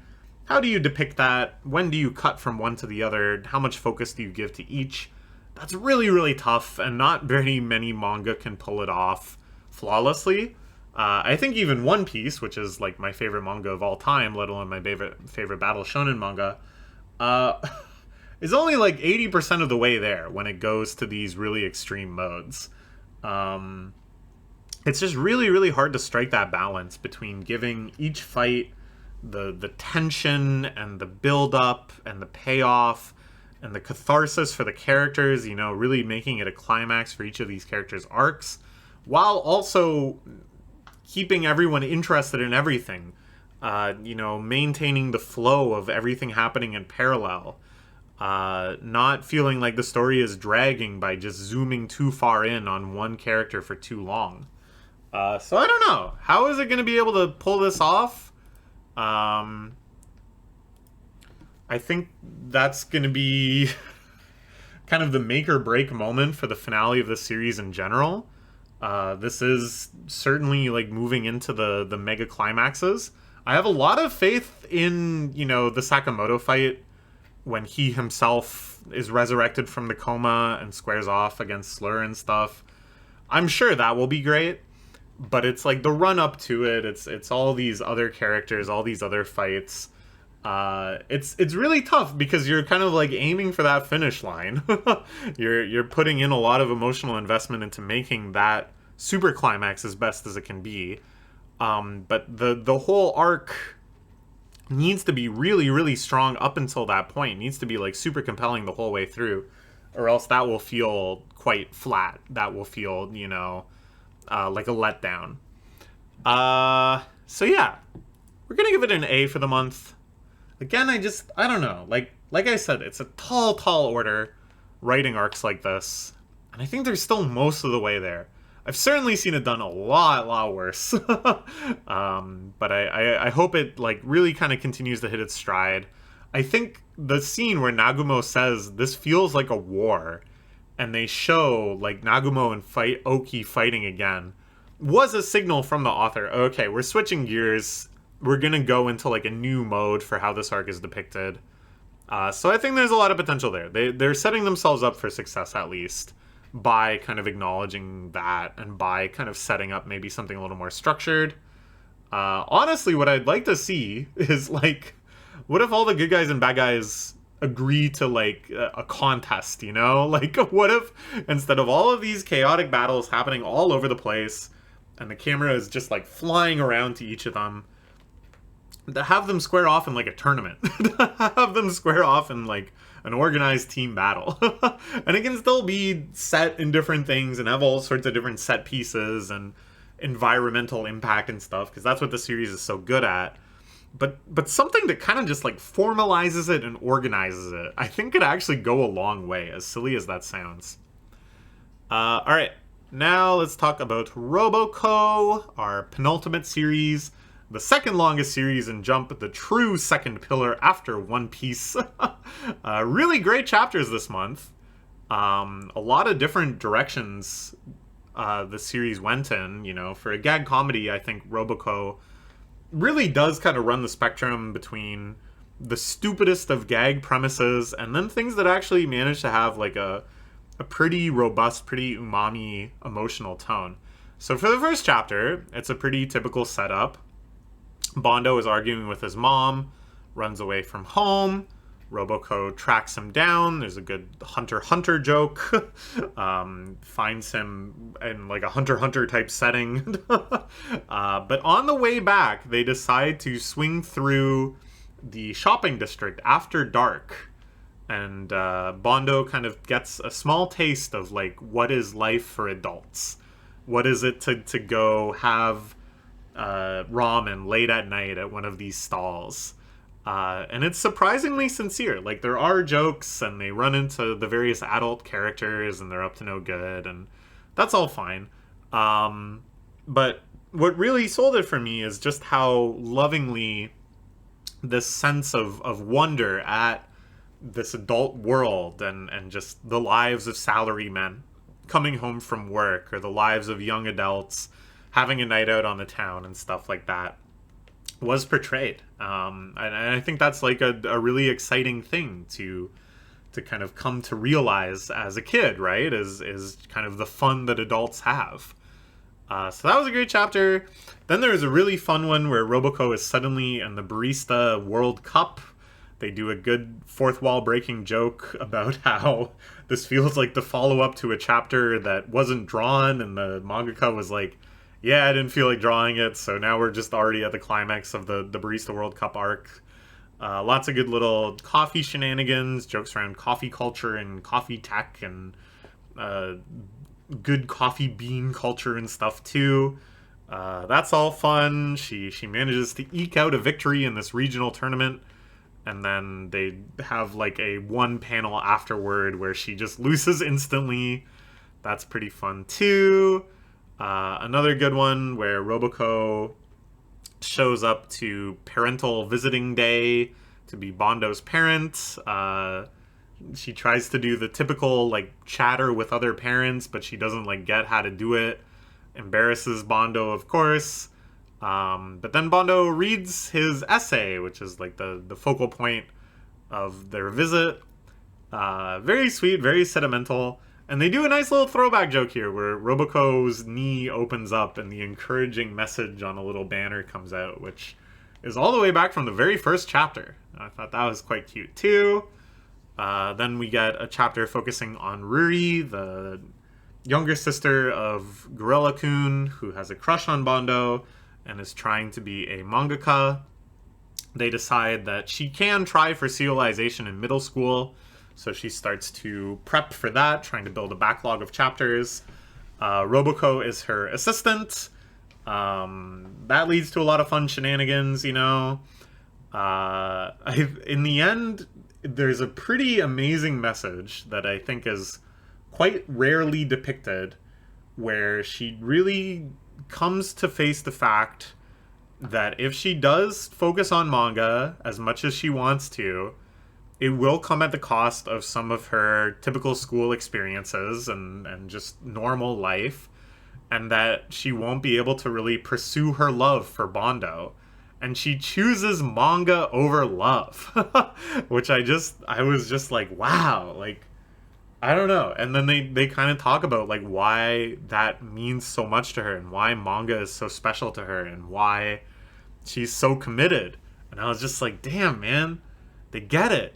And that's not a surprise because this is like written by a pro mangaka, right? Like, of course they get it. But I just thought that was like very well conveyed. And, you know, I am so into manga and I'm so into the meritocracy of manga and the idea of manga is somewhere between art and artisan and the craft of a mangaka producing comics week after week. And all of these like lovely, wonderful things that I feel like a lot of people don't really get, that it gets so misaligned in so many different ways. And I don't know, I could start ranting for years about the way I see people discuss manga in the West, where they think of it as some sort of like sweatshop where the mangaka is chained to the desk.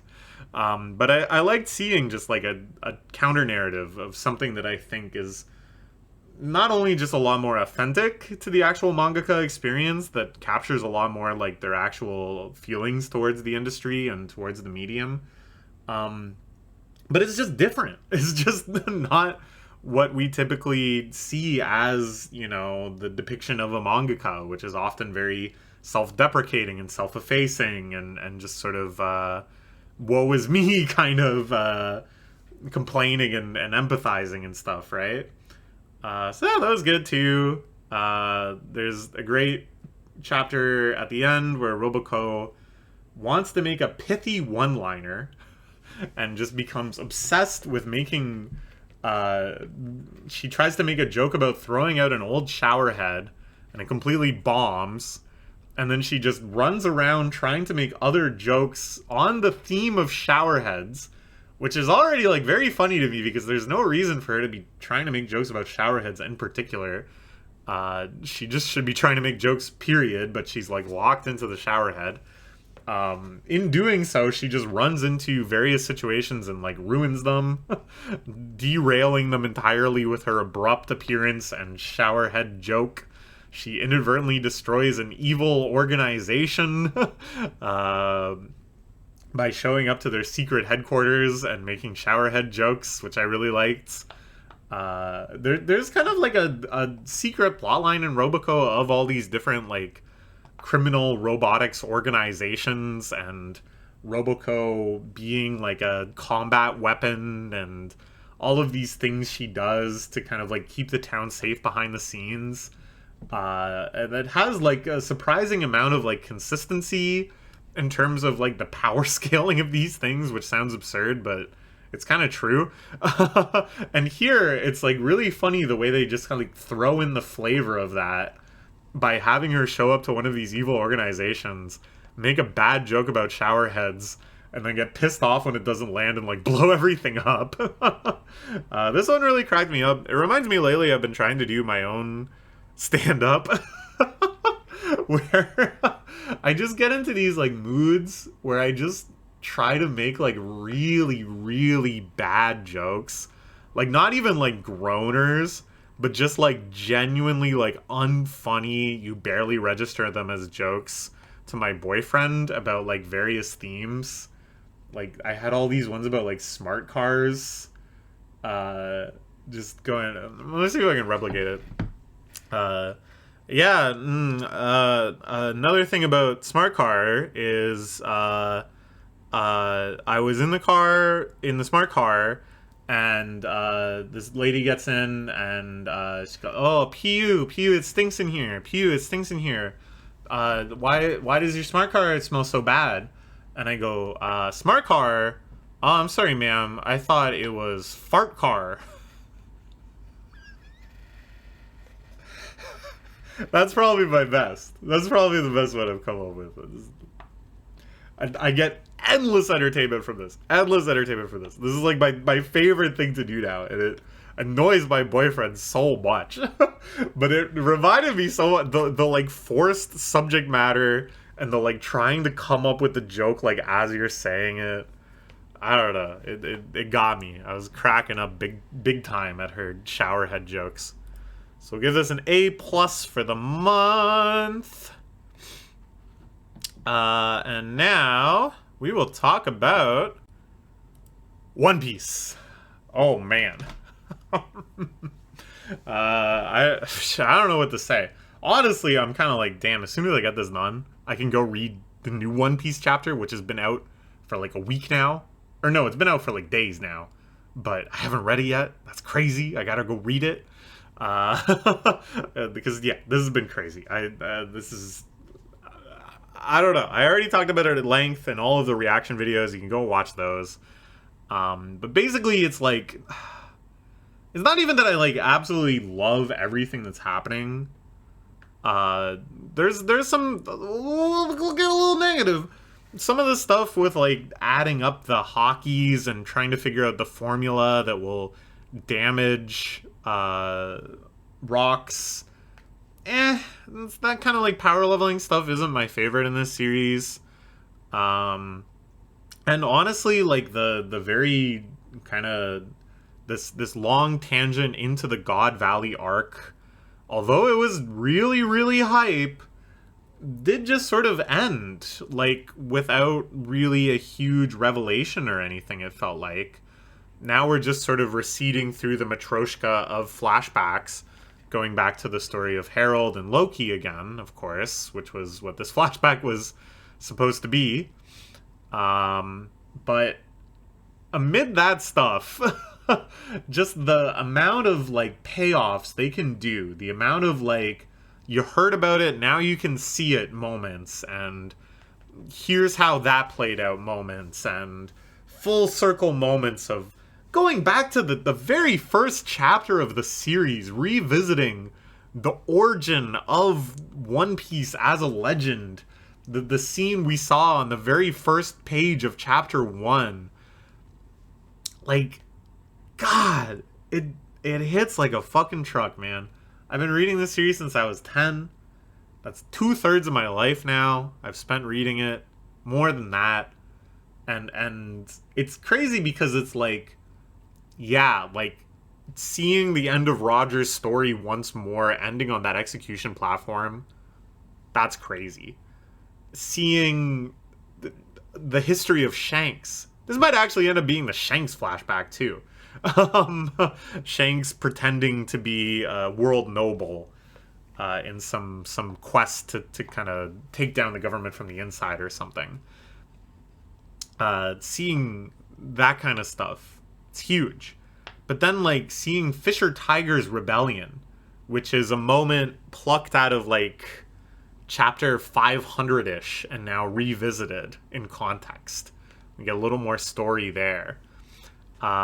Seeing Marco's dad when he joined the Whitebeard Pirates, and just kind of like this character from like 600 chapters ago, which is a long fucking time ago, but like learning his origin, it still like hits. And then like lore stuff that like, I don't know when the hell it's gonna pay off, but now we know about like Davy D. Jones. What the hell is the D? Like, oh my god, it's crazy. And then some good fight scenes, fighting against rocks, seeing Harold's rampage, seeing Loki's rampage. I don't know. I don't think I can speak too coherently about it. Kind of wiped out, honestly. I've been talking about manga for 3 hours today already. And I just want to get to chapter 1168. We're going to do it. Oh, man. So yeah, this gets a P-. We're back into the P tier. And I don't know. The way things are going, we might have to discover the letter after P. Because it's one peak, baby. It's always been one peak. Let's see what's next.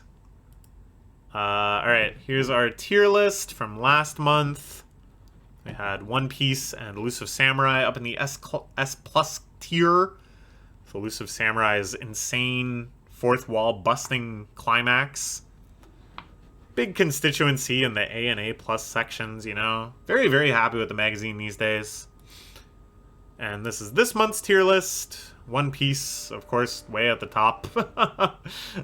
Blue Box. 3 series in S tier. You love to see that. That's exciting too. Big constituency again in the upper half. Yeah. Alright. That's it. See you in a month. I got some manga to read, baby. Bye-bye.